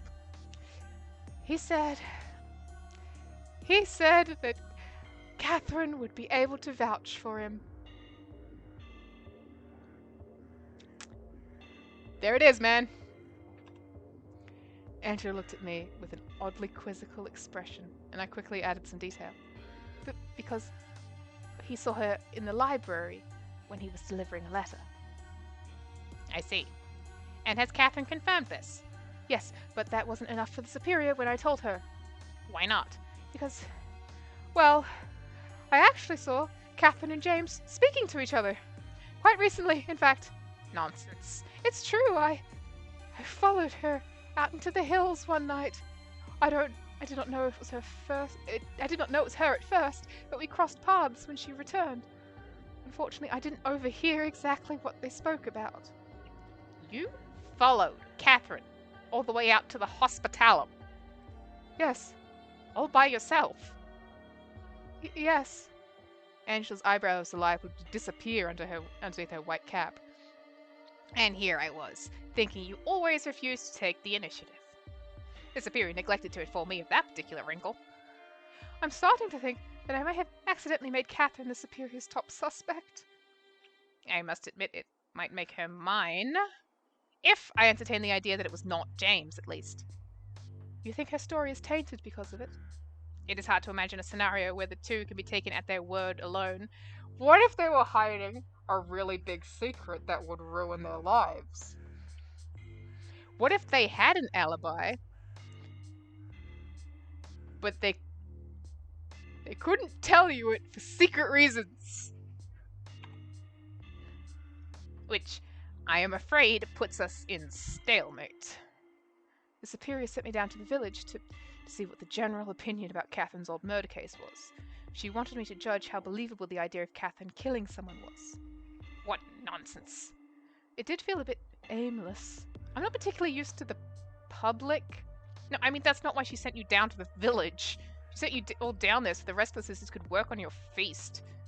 That's a waste of time and rather tasteless way to treat a very serious matter. I agree. I guess that the others certainly made use of my absence to prepare a surprise, but the idea that the entire trip had been a frivolous exercise had me seething. All that anguish for nothing. She had a divine vision on a mountainside. And then we're cooking a duck. Hey! Alibis. It's your word of the day this Monday. She could have just kept me in the library for the day. Indeed. Well, the bishop is here now, and his arrival used to be your deadline. With him here... Angela stroked her chin with a bony finger and gazed at the rapidly darkening sky. Let us make a pact, you and I. Forget what the Superior says. She means well, but she is not equipped to handle the situation. I don't understand. The Superior is desperate to save face in front of the bishop. Their relationship is strained. That much I know. She believes that if she can present him with a satisfactory, no, not just satisfactory, salacious explanation to this tragedy, he will overlook years of shoddy leadership. She's looking for accolades. For a promotion. So, what do we do differently? Nothing. Only, when we have our answer, whether it is assurance that James was the killer, or if we discover the unthinkable and accuse one of our own, we report to the bishop ourselves. Why? To get the proper credit for our work, of course. Noble as her intentions might seem, I detect an undercurrent of self-satisfaction. Really? Come on. It's okay to, like, lift yourself up, but, like... Angela, I know you want a promotion. But don't be dogging the Superior for also trying to find opportunities to get one. And, like, you're trying to solve a murder case. That's like a noble thing to do. It's not like she's doing something bad to get a promotion. She's, like, looking into a murder. Were we perhaps projecting a little? Oh, sorry. Angela had spat a lot of venom this evening. but this was too much. I don't believe the Superior is that selfish. For the first time ever, I heard Angela laugh. It was a deeply unpleasant, mirthless squawk. You just told me she pulled you out of your cell against your will. You are being used. You and I are both being used. I had no answer for this. The last bit of daylight was fading. Wind rustled the flower bushes, and for a moment I felt like I could hear the sea. Nothing else about our work changes. We can work separately, even. I know you might prefer that. I certainly would. And we will meet with the Superior at her request. But when it is time to give the Bishop an answer, we give it to him. Angela held her hand out to me. I thought about my cell and the peace those walls provided. I thought about the sheer terror I had felt when I heard the rattle of the Superior's keys and the ugly sobs I had stifled with my pillow that night. I thought about the childish rage that I had felt as I had thrown that soiled copy of Matthew from my window, and the sheer terror I had felt when I saw whoever it was outside, watching me. I thought about Catherine, speaking to me through the squint, and how I would never, ever have a conversation like that with another soul. I grasped my hand around Angela's wrist, and she wrapped her fingers around mine. I could feel the hard leather strap of a sheath as we shook hands, and immediately regretted my decision. I just got an achievement called Happy Birthday. Happy birthday, Hedwig. It's hard out here. In the 15th century. Very well. Her eyes narrowed, and she looked up at the shadowy abbey wall that loomed above the garden. What is it? Nothing. It's just a bird. Well, what now? Business as usual. In the morning, I think I will talk to James myself.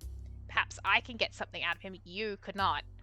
Tonight, unfortunately, I have some work to go over with the Superior, and I imagine we will be forced to entertain the Bishop until he retires. He's not staying in the hospitalum, is he? That would be rather awkward, I imagine. I hadn't considered. Perhaps the Superior will provide a bedroll and send him to the Misericorde.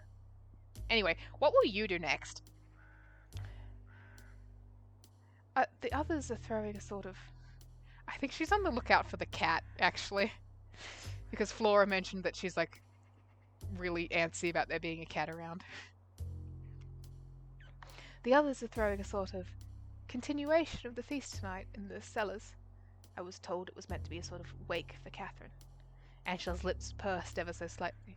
I had no idea that this proposed gathering was such an offensive idea to her. It's the cellars, Hedwig. You're going to get smashed. It sounded like a good opportunity to speak to people candidly. Perhaps I will find a new clue. Indeed. Well, goodbye. Yeah, Angela is not invited to afters. And with that, she left. Her shoulder bumped into mine as she passed me, and her stride looked a little less confident than usual as I watched her turn the corner at the end of the hedgerow. Oh, she's genuinely sad about, not being invited to stuff, about being the mean one of the abbey. I sighed. The sun was still setting. I had a good while yet before I needed to appear at this controversial party. I wandered back the way we had come, past the chapel. The more I wandered around the abbey, the stranger I found the pile of debris lumped unceremoniously next to the building. Is that the collapsed tower that the soup mentioned? The chapel itself appeared sturdy enough, so I was at a loss as to what all this loose stone was for. I gasped as I realized there was something moving atop the rubble. Black fabric draped over the broken rocks. I froze in place. Was this Eustace breaking her promise to me yet again? Or was I the first person in history to catch a ghost off guard? I squinted through the dusk, trying to decide whether or not to bolt. It turned around to face me, and I tensed. Only... Oh. Hello, Hedwig. It's just Margaret. Oh, it's you! You gave me quite a fright up there. I think I already said that we need to stop meeting like this, didn't I? It's Margaret time! I love Margaret time. I love to see her. We really do need to. It's no trouble. I'm just naturally jumpy, it turns out. I suppose that wouldn't be a problem in a cell. There was only one way people can come at you in there. Indeed. What are you doing on a pile of rocks? Oh, just taking in the sunset. Sister Margaret, even I won't buy that one. That's so cute. That's so cute. It was worth trying. Well, I need to get into the chapel. There used to be a way in through here, but when the clock tower collapsed, it blocked the passage. Have you tried the front door? Ha ha. The soup locked it for whatever reason. And the back door as well. Clever clogs. Oh, well, that's a shame. I suppose you could just pray out here instead? Or anywhere? I don't need to pray. I need to... Well, she ceased peering at the wall of the chapel where I presumed the rubble had filled in whatever entrance she was hoping to find. Can you keep a secret? Oh, she is keeping so many secrets. All of them very poorly. It's not anything bad, is it? No. Well, not really. Only a little. At first. Oh. So, can you? I sighed. What was one more on the pile? Yes, of course. Well, as I am sure you noticed, the Superior's organ sounded a little off tonight. Did it? She shot me a withering look. Anyway, that might have been my fault. A little bit. It was a little bit Catherine's fault as well, but she's busy. I need to get in there and fix the problem. What do you mean it's your fault? Sister Margaret! I remember the first conversation Margaret and I had ever had with Catherine. I thought that was just a joke. Like I said, way back in the beginning, Catherine and Margaret sabotaged that fucking organ.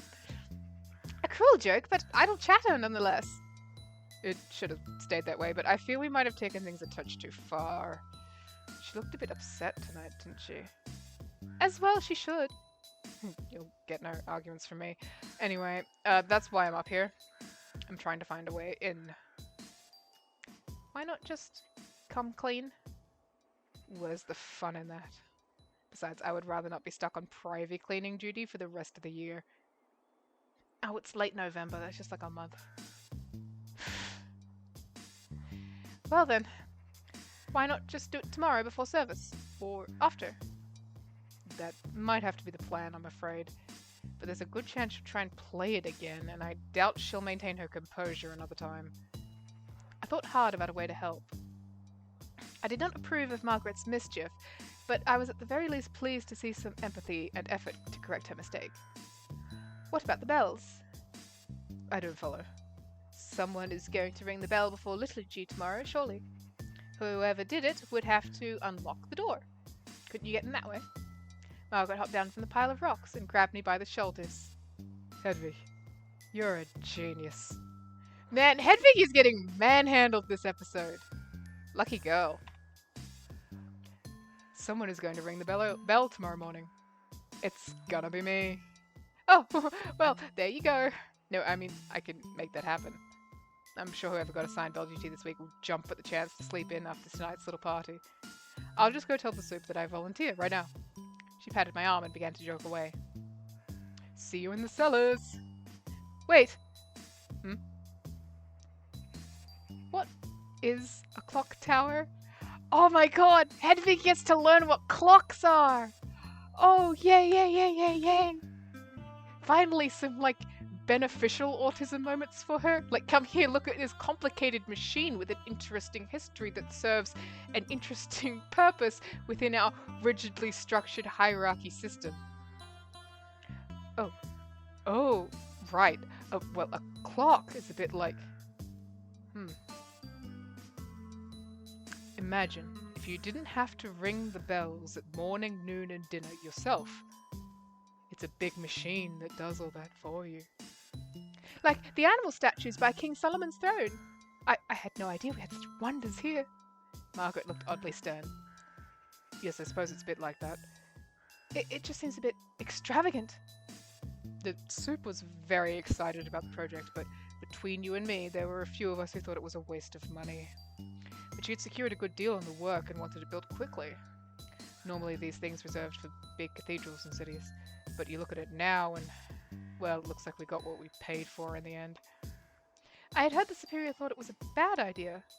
I'm sure she says that now.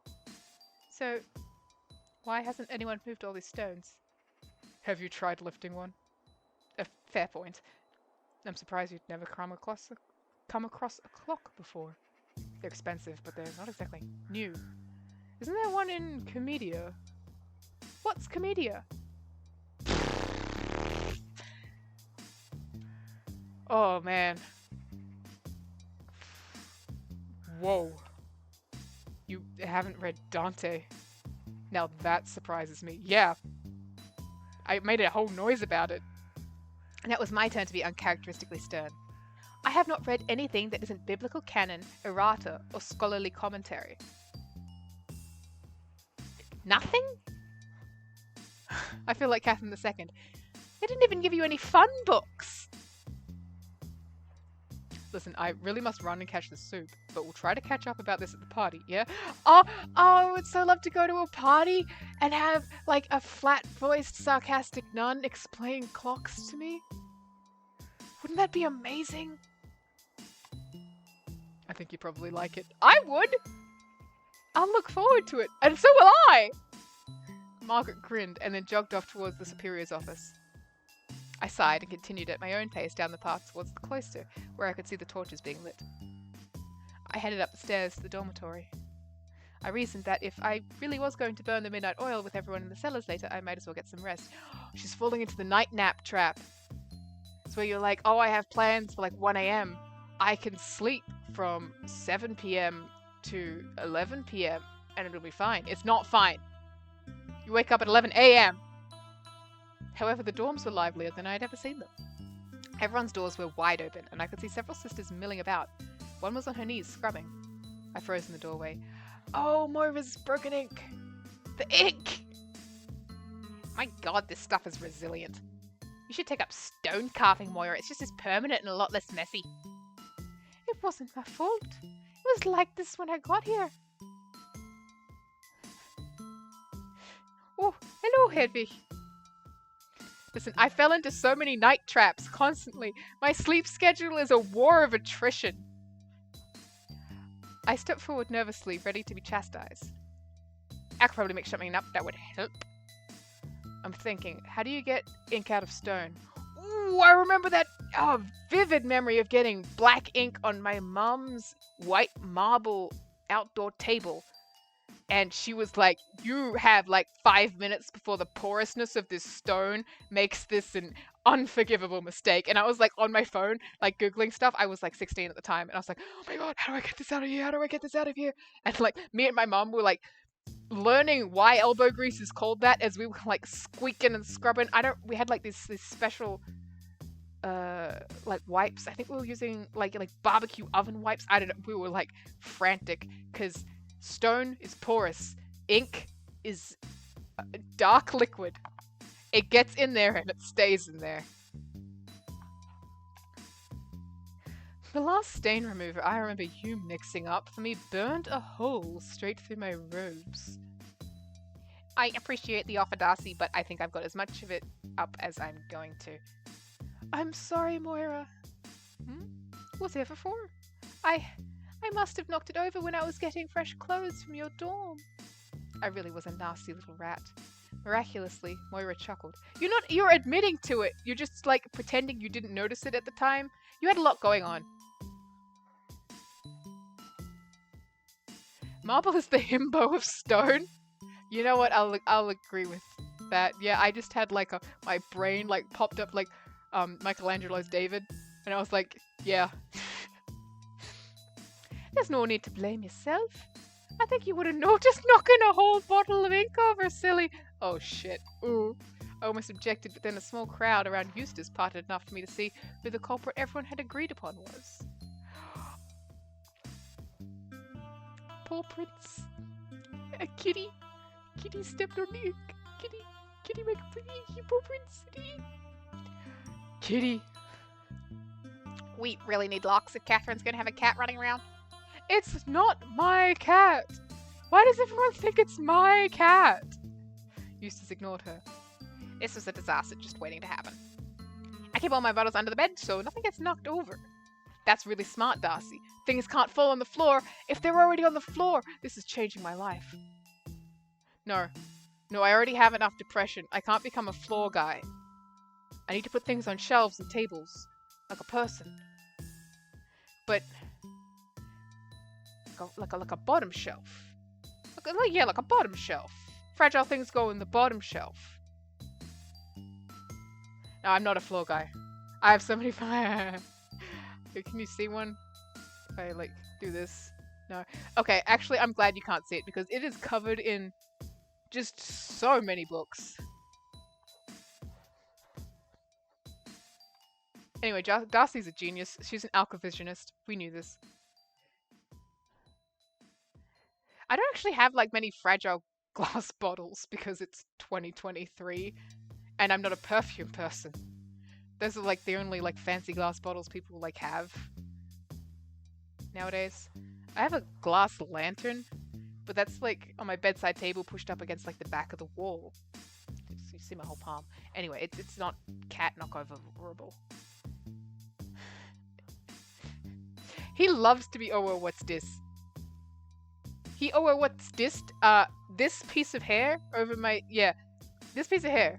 I was sitting in my bed on my phone this morning, playing fucking Hatsune Miku Project Sekai, and fucking getting my combos in, and Prince decides this piece of hair is a toy, and he's going to extend his claws and do this in my face while I'm in the rhythm game zone, and I haven't slept, and I'm just sort of like, okay, there's enemies in the Vocaloid game now. Cool, love that for me.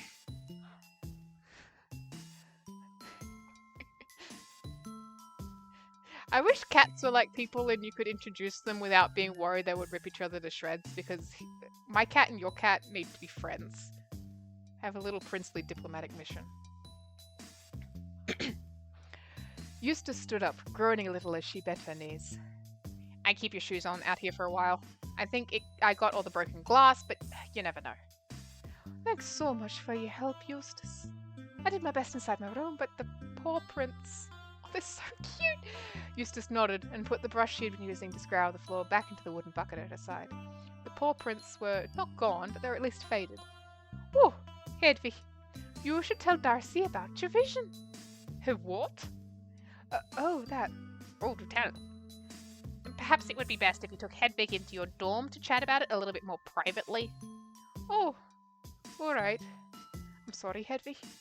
No, it's quite alright. Really, I had no reason to be upset. I had made no demands for secrecy, and under normal circumstances, I'm sure I'd be thrilled. Perhaps I'd have been a little proud, were I to be brutally honest with myself, to have it be known that I had seen a vision.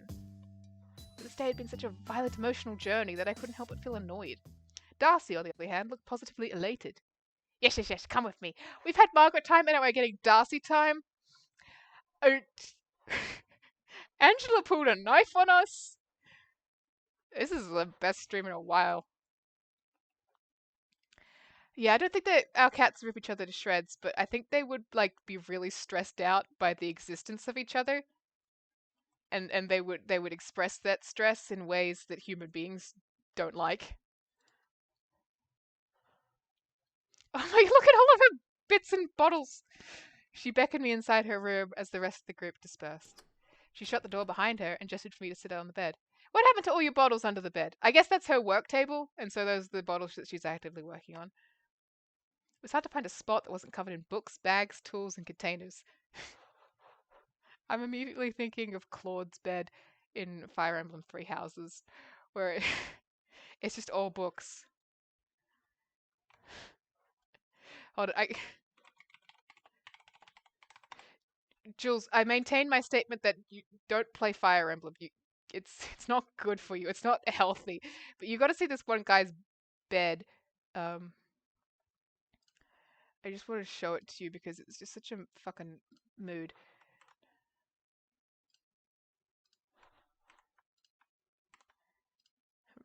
Every time I do anything in OBS, I feel like I'm learning, like, how to use it on the fly. Look, this is how Claude von Regan heir to what is his region even called? Fuck, it's the Alliance. Yeah, heir to the Alliance is this is how he sleeps, and he's a real king for it. Um, I love that shit. I okay. I made the mistake of looking up Claude's bed, Fire Emblem Three Houses, and I'm getting a lot of body pillows, including from like the era when he was a teenager. I don't like looking at this. Don't play Fire Emblem. Stay safe. Keep your brain intact. I mean, it's like that, but with snacks. I'm like that with books and snacks. And it's some days I'm like, I just live here. I don't need to leave this bed. You don't even own a Switch, so it's not like a problem. Just sometimes I will like get you into franchises like Star Trek, and it will become like they will get into the brain the way that some franchises do. Anyway, we're having Darcy time. Yeah, she's got a cluttered bed. This is exciting. Have you had a vision before? Never in my life. What happened? I, well, it's rather unpleasant, to tell you the truth. Or, they often are. I've seen a lot of gruesome things in mine. According to Eustace, anyway. What sort of gruesome things? Heads chopped off. Stuff on fire. Men with too many eyes. The list goes on. How frightening. I think it's worth it for the ones that are less scary. And really, the scary ones are important too, I think. They're a rich tapestry. I think that's a very good way to look at it. So what did you see? No holding back. Start with before the vision action. What were you feeling? She produced a quill and paper from her little reading desk. Well, I was rather upset. I had a horrible time in the village, truth be told. Sorry to hear it. And I sat down in the town square. I told her everything in as much more detail than I had given Eustace and Moira on the ride back up to the Abbey. It was easy to be forthcoming around Darcy compared to almost everyone else here. Darcy's great like that. Wow. Exciting. Is it now? Oh, incredibly. What could it mean? No idea. Oh, something wrong. No, I was hoping you might be able to help sort it all out. I'd be happy to help, but I can't give you the answer. I don't understand it. I wouldn't know where to begin understanding it. Well, it is probably about God.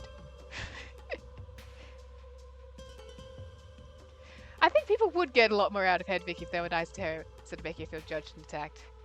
You're very right. And I feel like Darcy's thing of like opening by discussing her own experiences with visions and saying like, oh yeah, they're scary, but I still value them and stuff. I feel like that did a lot to put Hedwig at ease, even if she didn't like mention it in the narration. I feel like that's a good thing to do, is to sort of be like, we're on the same level, you and I. We can discuss as equals, and not like we're nuns and everything is so intense all the time. Yeah. But anyway, I just love, like, you had a holy vision. Probably about God. I suppose that much I had gathered, I think. See, you did know where to begin, after all. What do these things say to you? I don't know. You must know. Otherwise you would not have seen them. What if it's an omen? I wouldn't know then.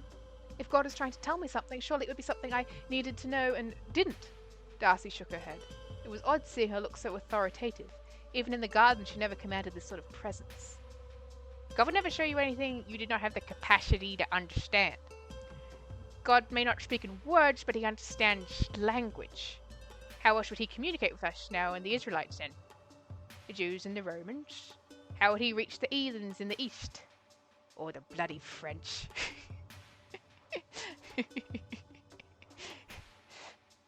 God showed Hildegard a shape of light and let her conclude it was a map of the cosmos. He even sent Moses a burning bush before he spoke plainly. And he sent me a vomiting dog. Perhaps he is yet to speak plainly to you. Or perhaps he already is. She emphasized this point with a dramatic gesticulation. Yeah, we were watching Hedwig watch a dog vomit and then eat its own vomit and being like, yeah, Hedwig, you ruminate way too much. This is pretty obvious. God shows me things I don't understand all the time. Me too. It's called going outside and looking at shit. It's called going online and looking at shit. There's a great many things in the world that I look at and I think about it for like a second and I'm like, I have no idea how the fuck that works.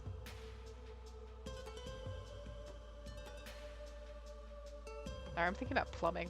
I still don't really understand how indoor plumbing works. It's called existing, yeah. Like, you ever think about anything around you, and you try to think about it in as much detail as you can, you get to the point where you reach the limit of your knowledge. And a lot of the time, that's like really quickly. You're looking in the mirror. Ugh. Do you ever get that thing where you look in a mirror? Yeah. You ever get that thing where you look in a mirror and you're like kind of... You have this surprised disappointment that you look like that? Like maybe you're expecting something else?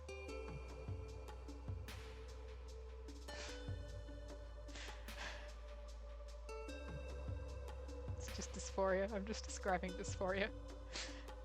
Sorry.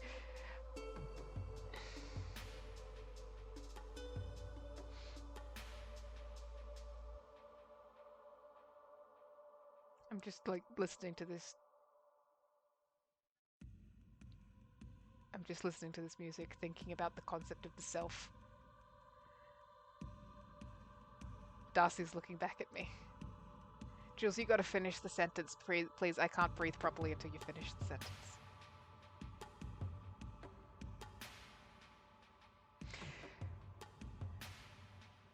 Yeah, no, sometimes it is really like overwhelming to look at yourself and be like, oh, that's me. That's one person, and that's me. All of me is just that guy. Everything I ever was or can ever become is just a guy over there looking at me from across the bathroom sink. No, yeah, I know it's lag too. I was just trying to explain while I was sitting here looking like pain. It's cool, I knew you were going to say something. Anyway, Darcy, I wasn't sure whether to be amused or frustrated. Do you understand any of the visions you've seen? Not entirely. If only Catherine were here. She understood hers very quickly. With my help, of course, which gives me the utmost confidence that I can help you. We can translate what God is saying to you. I would appreciate that. I'm yours. However, I must think on it. Oh, of course. There really is no great rush. She scrunched up her face and started stroking her chin, and I realized she meant to start thinking right away. No time like the present. I stood up and bowed my head. My thanks, Darcy. She nodded gently. I left to retire to my own room. The crowd that had surrounded the ink spillage had dispersed. Only Moira remained, leaning against her door, looking more exhausted than I'd ever seen her. Any look? We're going to keep at it. Good. She looked pensive and preoccupied. I'm sorry. Oh, it's no great loss. I can always ask the Superior to send away for more. I just worry that the damned cat is going to cause more trouble elsewhere. I'm sure we have some spare ink in the library. Hey! I said that you work in a library. Go get Moira some ink. Oh, I might take you up on that. Although, you might have to ask Eustace. I know she can be a bit particular about supplies and so on. It can't hurt to ask. No, it can't, can it? You're right. Sorry to be so much of a donor. She fixed her gaze on the faint paw prints on the floor again. Eustace had clearly done her best to scour the stone, but there was still a visible trail leading out of the dorms to the landing. That's adorable. I love that. It's improved the place tenfold. Is it really so much of a nuisance? Well, the music here slaps so fucking hard, and it's just them standing in a corridor talking about cat beans. It sounds silly, but I don't trust it. I'm old-fashioned, I suppose. She sighed heavily. It was very cute once upon a time, but once it grew up... I had no idea it had been a problem for that long. We don't get the usual vermin up here in the hills. It's far too cold. Whoever brought it here just wanted a pet, I think. Another of this abbey's great mysteries. What are some of the others? I caught myself too late to keep this rather stupid inquiry to myself. Convinced my habit of answering every statement with a question will be the death of me. Hee hee. Hee hee.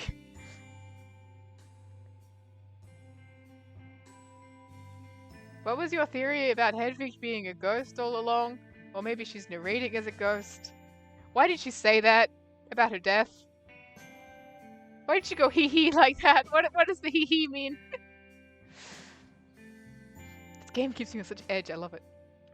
Luckily, Moira didn't find this question odd. Where to start? Who paid for it? Who still pays for it? Is it haunted? Yes. Darcy had emerged from her room without either of us noticing. Hedwig said her habit of answering a question with another question will be the death of her someday, and then went, hee hee. And I want to know what she's laughing at. What's so funny about that statement, future Hedwig? Do you really think so, Darcy? I know, sir. I've thought a lot about it recently, and I finally know for certain. This place is very haunted. Maybe she just thinks she's funny. Oh. Brr, I hope not. Darcy shuffled past us, leaving Moira looking a little worried. I wanted to say something comforting to Moira, but the evil sigil carved into the walls loomed in the back of my mind. It was becoming harder to disagree with Darcy's assessment. I was curious what had prompted her escalation from a little to very haunted, and thought about following her to ask, but Moira kept talking. That night on the landing, when you said you saw a ghost, I know Eustace claimed credit. But the more I hear from the others, and the more I see for myself, I sometimes wonder if it's any comfort. I don't know what to believe about it either. What was it like? Terrifying. And then when everybody assumed it was a practical joke, I felt very small. I would too. I must apologize for throwing my lot in with them. It's no trouble. I can scarcely believe it myself. It goes against everything I know, everything I hold true. How could I judge anyone for dismissing my account? You're too forgiving. You did not see it. You have nothing to apologize for. That's not true, actually. What do you mean? Remember in the village, when I whispered to Eustace, I was telling her that we had to stall so we wouldn't get back to the Abbey too early. Since everyone was getting ready for the feast, which was meant to be a surprise. Well, it was a lovely surprise. So how could I be upset?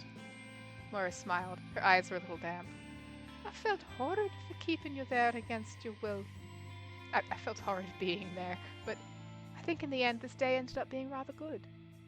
Really? That's a relief. She wiped her eyes with her sleeve and then stood up straight.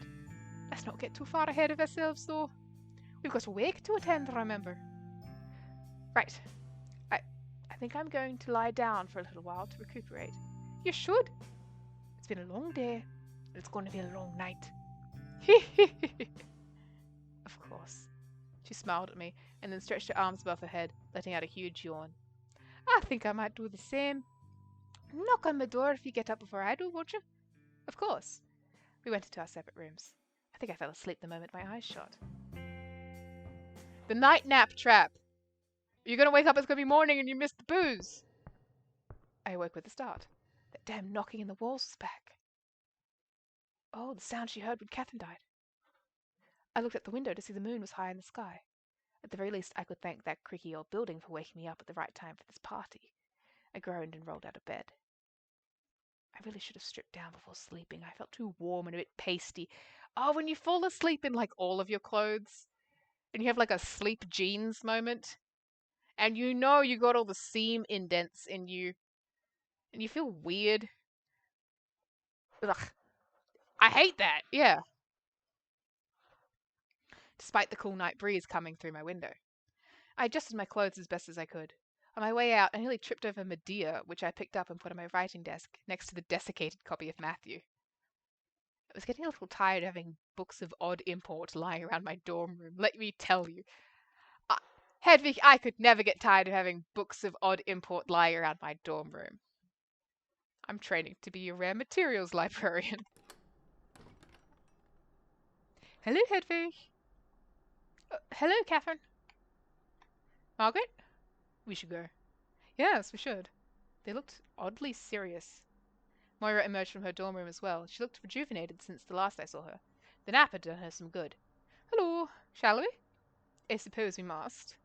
Moira looked surprised by Catherine's maudlin tone. We travelled to the cellars together in silence. The Abbey looked quite mysterious at this time of night. Oh man, I would love to see a 14th century, however old the building is, century Abbey at midnight. With, like, no light pollution either. Ah, that would rule so hard. The pale blue light of the moon was competing with the flickering orange torchlights. As we approached the cellar, I realized just how close we were to the Superior's office. Is this really wise? Surely the noise will carry. I doubt it. We'll be deep in the cellars, and these walls are thick. Not to mention that bloody great door of hers. I doubt she'd mind. It's all for Catherine, after all. Of course. I want to go in places at night.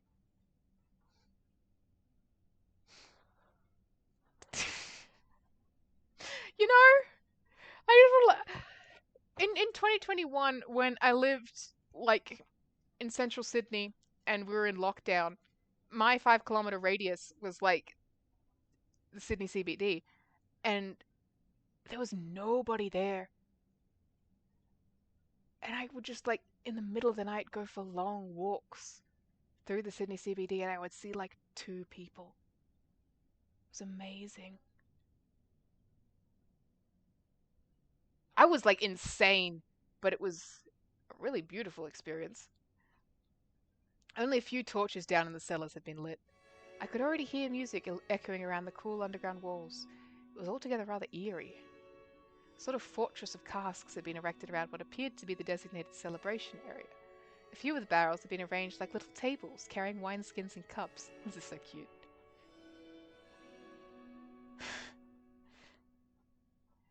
There is nothing in Beecroft at night.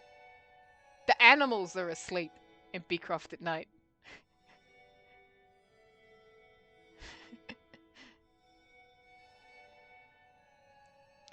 Adela had one of those makeshift tables to herself and was playing some sort of card game with Sister Charity. Ooh, medieval card games. Whatever the game was, it finished as we approached. Adela flipped a card over, causing Charity to erupt in giggles. Hello, everyone! Would any of you care to see the future? No, thanks.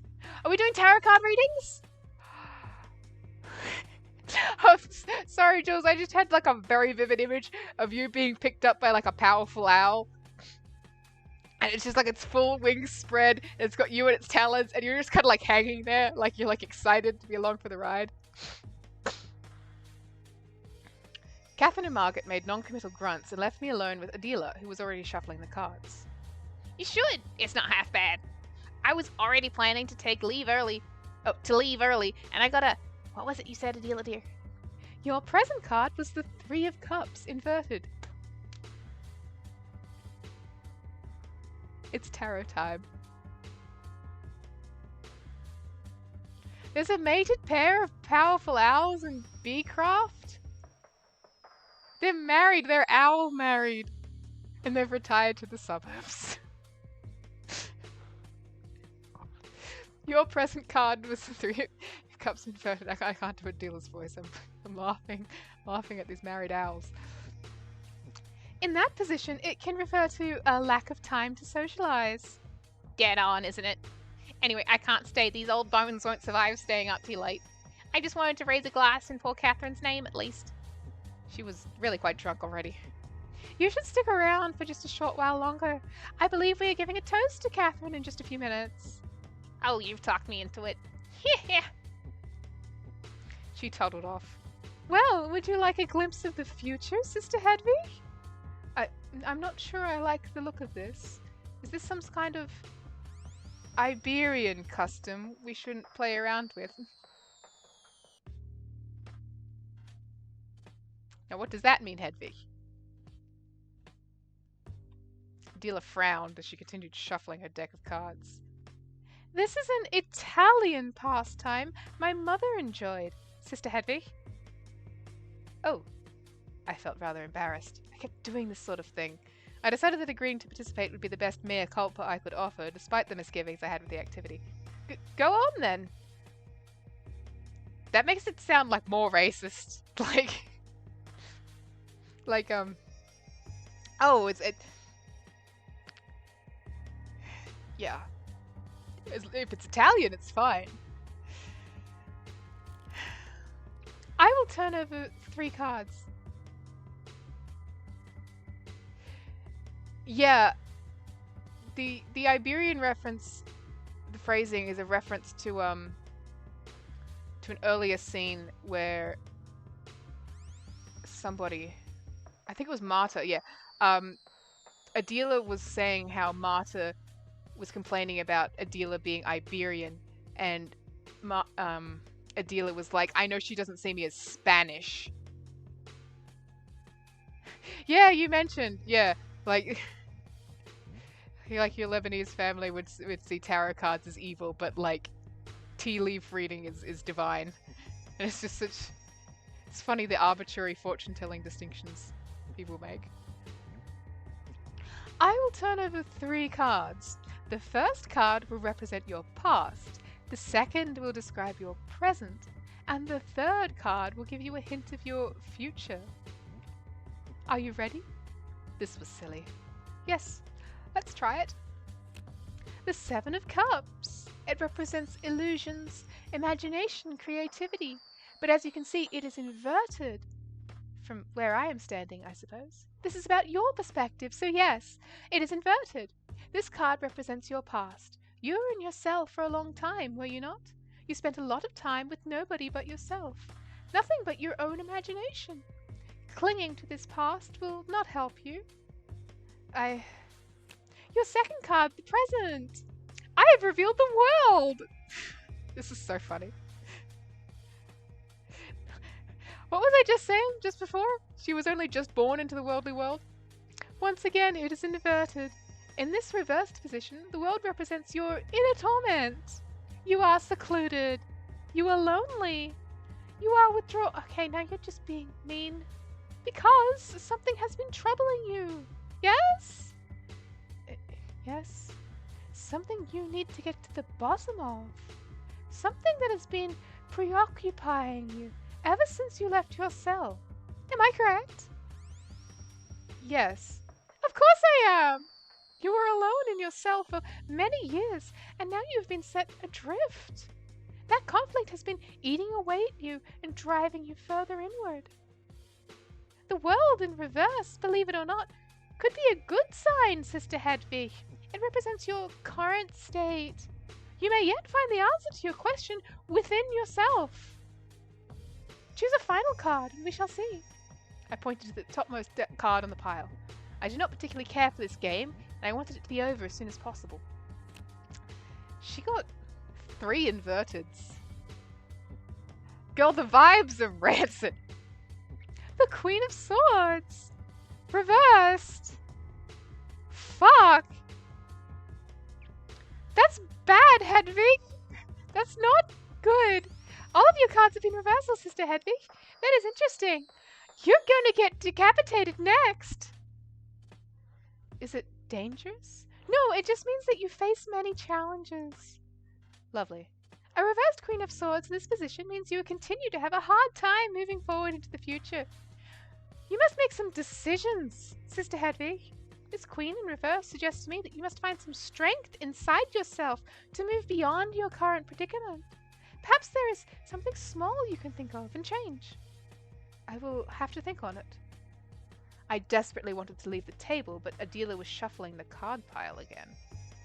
Let us ask the cards a question. Think hard, Sister Hedwig. What would you ask the cards? You do not need to speak it aloud. Ask the question yourself, and then pick a card. I hated this game, but I didn't want to upset Adela. I'd already seen a real vision today. I reasoned that I had the strength to endure this silly little pagan ritual for one more round. If I could not be flippant openly, I decided I would ask these cards something disdainful, if only in my own mind. Listen, tarot cards is a ritual, of interpretation. So it's literally play stupid games, win stupid prizes. If you go in being disdainful, that frame of mind is going to mean you're reading shit as being disdainful to you in return. Is this real? That's what I landed on.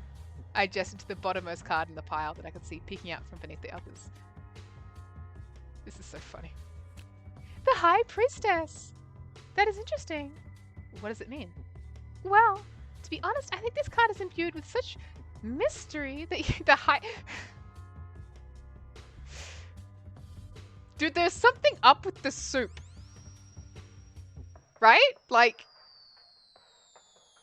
am I now just talking like Angela? Did she win me over by brandishing a knife? I think this card is imbued with such mystery that your answer is unclear. I did not like this answer at all. I stared at the card, deep in thought. It felt oddly similar to looking at my reflection in the bath.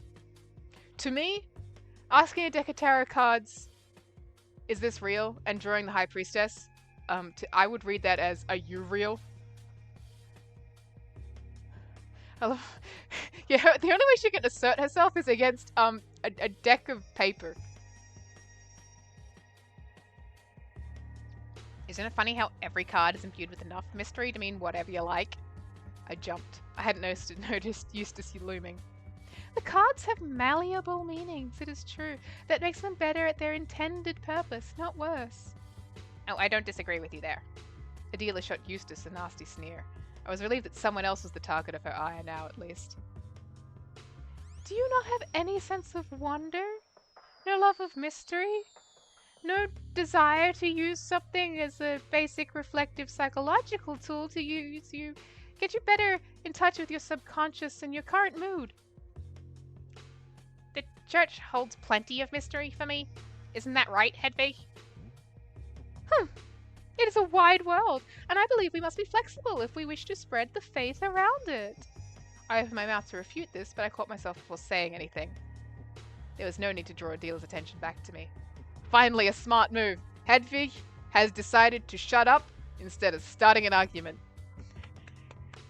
It's a beautiful day here in Linbarator Abbey at midnight in the cellars. Fucking Adela goes unbothered for another second as Hedwig has learned to shut the fuck up for 5 minutes. I may have found this talk blasphemous, but at the end of the day, I was a bigger coward than I was devout Catholic! Oh, Hedwig, you and everybody in this time period. Another thing I was coming to loathe about myself. We'll leave you to it. Hedwig hasn't even gotten a drink yet, isn't that right? Yes. Goodbye then. She busied herself with the cards. Eustace tugged my sleeve and pulled me away from the table, although I did not need much convincing. She can get a bit funny about her hobbies. I'm surprised she's allowed to bring fortune-telling here. Those cards are blasphemous, surely. I'm not sure Adela thinks that hard about these things beyond the aesthetics. She's a poser. She's just doing it for the Instagram likes. I also miss Catherine the First. Damn. That's every one of these nuns to themselves. Just at random points of the day. Like, I wish Catherine was here. It would make everything a lot less stupid. I would call her an easily distracted traditionalist. She led us to a free table near the edge of the makeshift room, with thus far untouched cups, and began pouring 2 drinks. You've had a long day. Indeed I have. How are you feeling? She nudged a full cup in my direction, which I took with a quickness that surprised even myself. Tired, but also very, very awake. Like I could sleep forever. Or never again. Darcy was the same way when she started having visions. So you believe me now? You believe me now? I said I believe that you believed you had a vision. Ultimately, what I think does not matter. She drummed her fingers on top of the barrel-cum-table. She stared off into the distance, deep in thought. I want you to know I'm looking out for you. Do you understand that? In what sense? I can't say. But I promise it isn't out of disrespect. I'm not being condescending. She was being very condescending. You being at a wake for Catherine, it feels quite strange. Uncomfortable. And I felt similarly about you working in the library as well. I keep glancing up from my work, expecting to see her sitting across from me writing God knows what, but instead I see you. And that isn't your fault, to be clear, but it stings every time. I can only apologize. I am no replacement for her. I was never trying to be. I was very angry when I first heard that you had volunteered for her old position. What a climber, I thought. He regretted taking such extreme vows and jumped on a rare opportunity to leave. I know several other sisters think the same way. I don't think that anymore. Just so that you know. What changed your mind?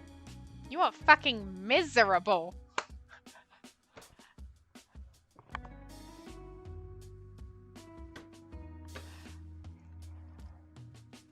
Yeah, she sure fucking is! This game called Misericorde, she is miserable. You are a sad sack of a man. A woman, even. We're nuns. You are just a pathetic, wet cat of a woman. You did not choose this life, Hedwig. You have not chosen anything that has ever happened to you. This wasn't something you wanted, was it? She peered at me through her thick glasses. I knew that there was no way I could lie. She was clearly comfortable in her deduction already. No. The Superior put you up to something, didn't she? Yes. I wish she hadn't. I sometimes feel the same. She wanted some objective eyes and ears, I take it. She's not satisfied with the conclusion that that man killed her. Yes, that's it exactly. Of all her idle interests, this is easily the most annoying. She poured herself another drink. What could convince you to just give it up? That's why I tried to scare you, you know. But you're braver than I thought. Nothing. Oh, please. There must be something. No, there isn't. I don't think it was James either.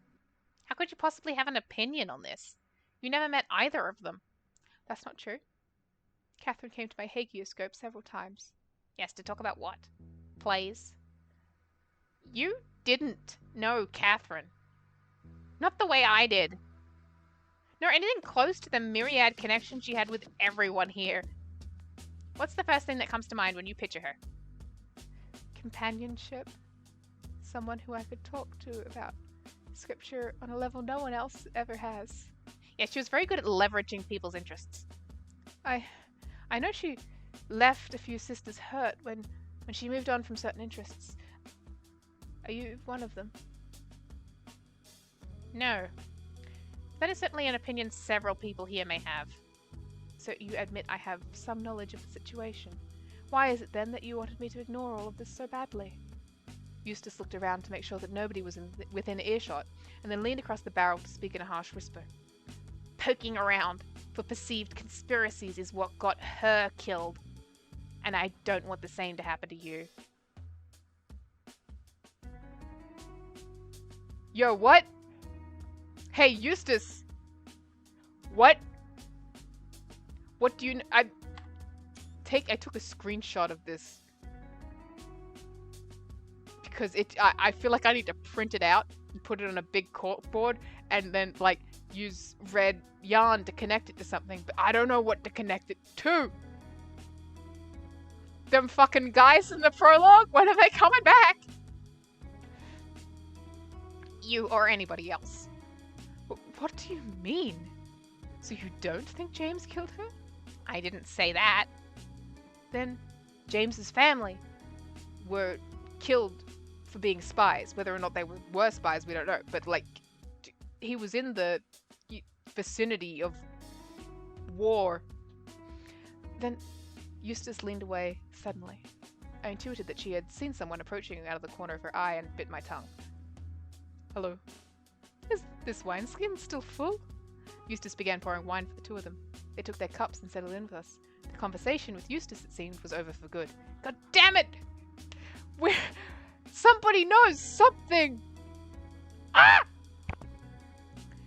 Bro, we've been going for like nearly 3 hours and I have no sign of stopping. I'm gonna go until I stop making noises with my throat because I'm so engaged.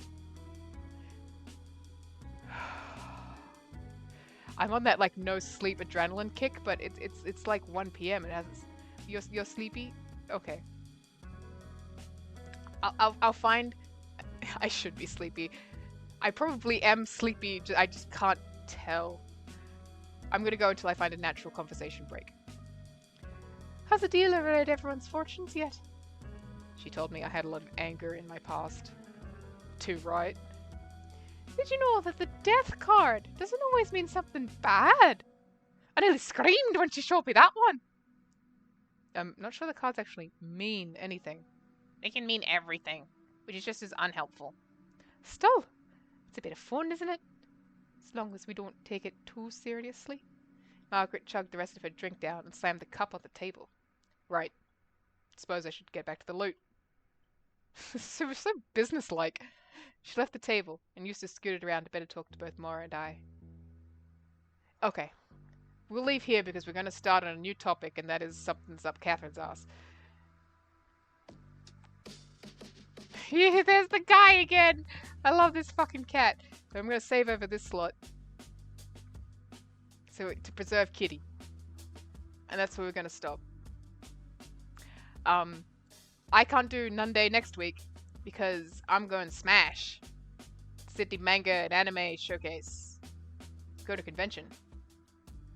It's gonna be my last Smash in Sydney for like 2 years. I haven't been in a while. I haven't been since before COVID. I'm looking forward to being back at a con. You've never been to a con. I don't think you would enjoy it. It is a lot of people jammed in together. And the demographic of people, I don't want to be mean, but there is a smell, and the social graces are not always refined.